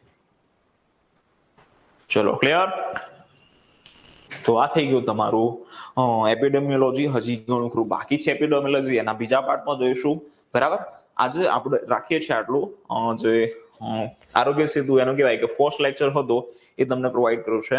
આ જ રીતે આપણે આવનાર જે બધા ટોપિક્સ છે, મુખ્ય સેવિકાના ટોપિક છે, સેનેટરી ઇન્સ્પેક્ટરના ટોપિક છે, ફિમેલ હેલ્થ વર્કરના ટોપિક છે, મલ્ટીપર્પઝ હેલ્થ વર્કરના ટોપિક છે, જેટલા પણ ટોપિક છે બધા જ આપણે આ રીતે સ્ટડી કરીશું. Got it? હવે તમારી ક્વેરી હોય તો પૂછી શકો. છેલ્લે હું તમને 5 જ મિનિટ આપીશ, વધારે નહીં આપું. બરાબર?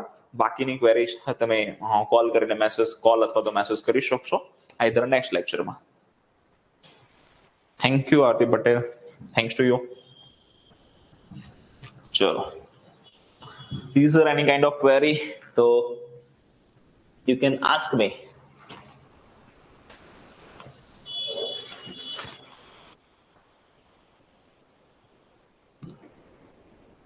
Yes, Darsh Gohil.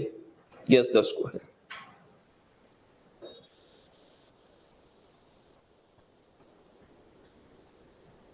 ચલો ક્લિયર. એ આઈપીએલ છે, થોડું ધ્યાન રાખવાનું હો પરીક્ષામાં. તમને બીજા કોઈની ચેટ નહીં દેખાય, ફક્ત તમારી ચેટ દેખાશે. ડિસ્ટર્બન્સ ક્રિએટ ના થાય એના માટે પ્રાઇવેટ ચેટ રહેશે તમારી. યસ, કાલે મારો લેક્ચર રહેશે કે નહીં તમને ખાતરી કાલ સુધીમાં મળી જશે, કાલ બપોર સુધીમાં. ઓકે, iOS યુઝર માટે શું છે તો કોલ કરજો, તમને માહિતી મળી જશે. પેથોજેનેસિસ સ્ટેજ કોને કહેવાય? પેથોજેનેસિસ સ્ટેજ કોને કહેવાય? તો પેથોજેનેસિસ સ્ટેજ હોય એની અંદર બેક્ટેરિયા કે વાયરસ હોય મારી બોડીમાં આવી ગયો હોય અને મને રોગ લાગુ પડી ગયો હોય તો એને પેથોજેનેસિસ સ્ટેજ કહેવાય.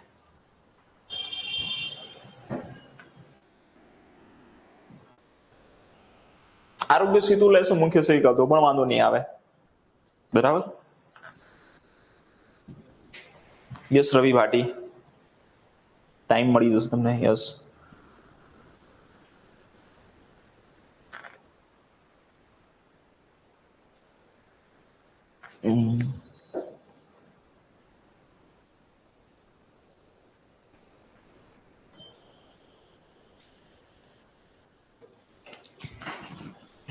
લેક્ચર તમારે લેવો હતો પણ ભૂલથી બીજા કોઈ સર ના લેવાઈ ગયા. It's okay, don't worry. હવે બરાબર છે, હવે વાંધો નહીં આવે તમને. ચલો ડન.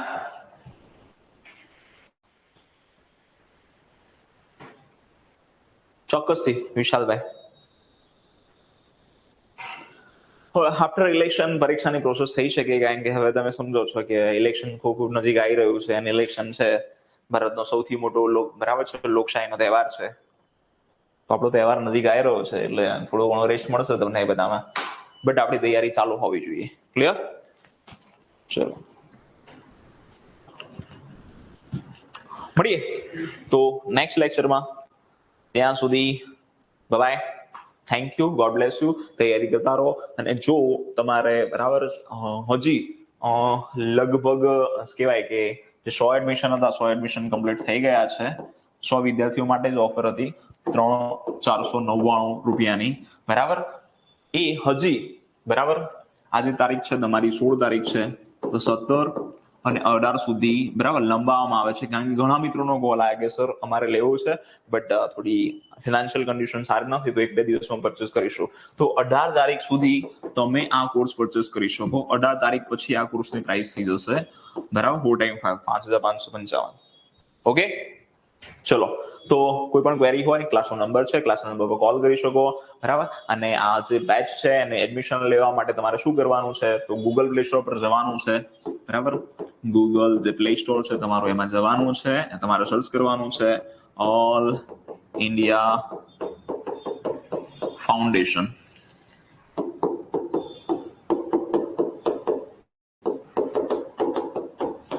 ઓલ ઇન્ડિયા ફાઉન્ડેશન નામની એપ ડાઉનલોડ કરશો, એમાં તમે લોગિન કરશો, મોબાઈલ નંબર ઓટીપી આવશે, ત્યારબાદ તમે આરોગ્ય સેતુ ત્યાં જશો તો પરચેસ કરવાનો ઓપ્શન આવશે, તમે ત્યાંથી પરચેસ કરી શકશો. Got it? ચલો ઓકે, મળીએ નેક્સ્ટ ટાઈમ. ત્યાં સુધી બાય.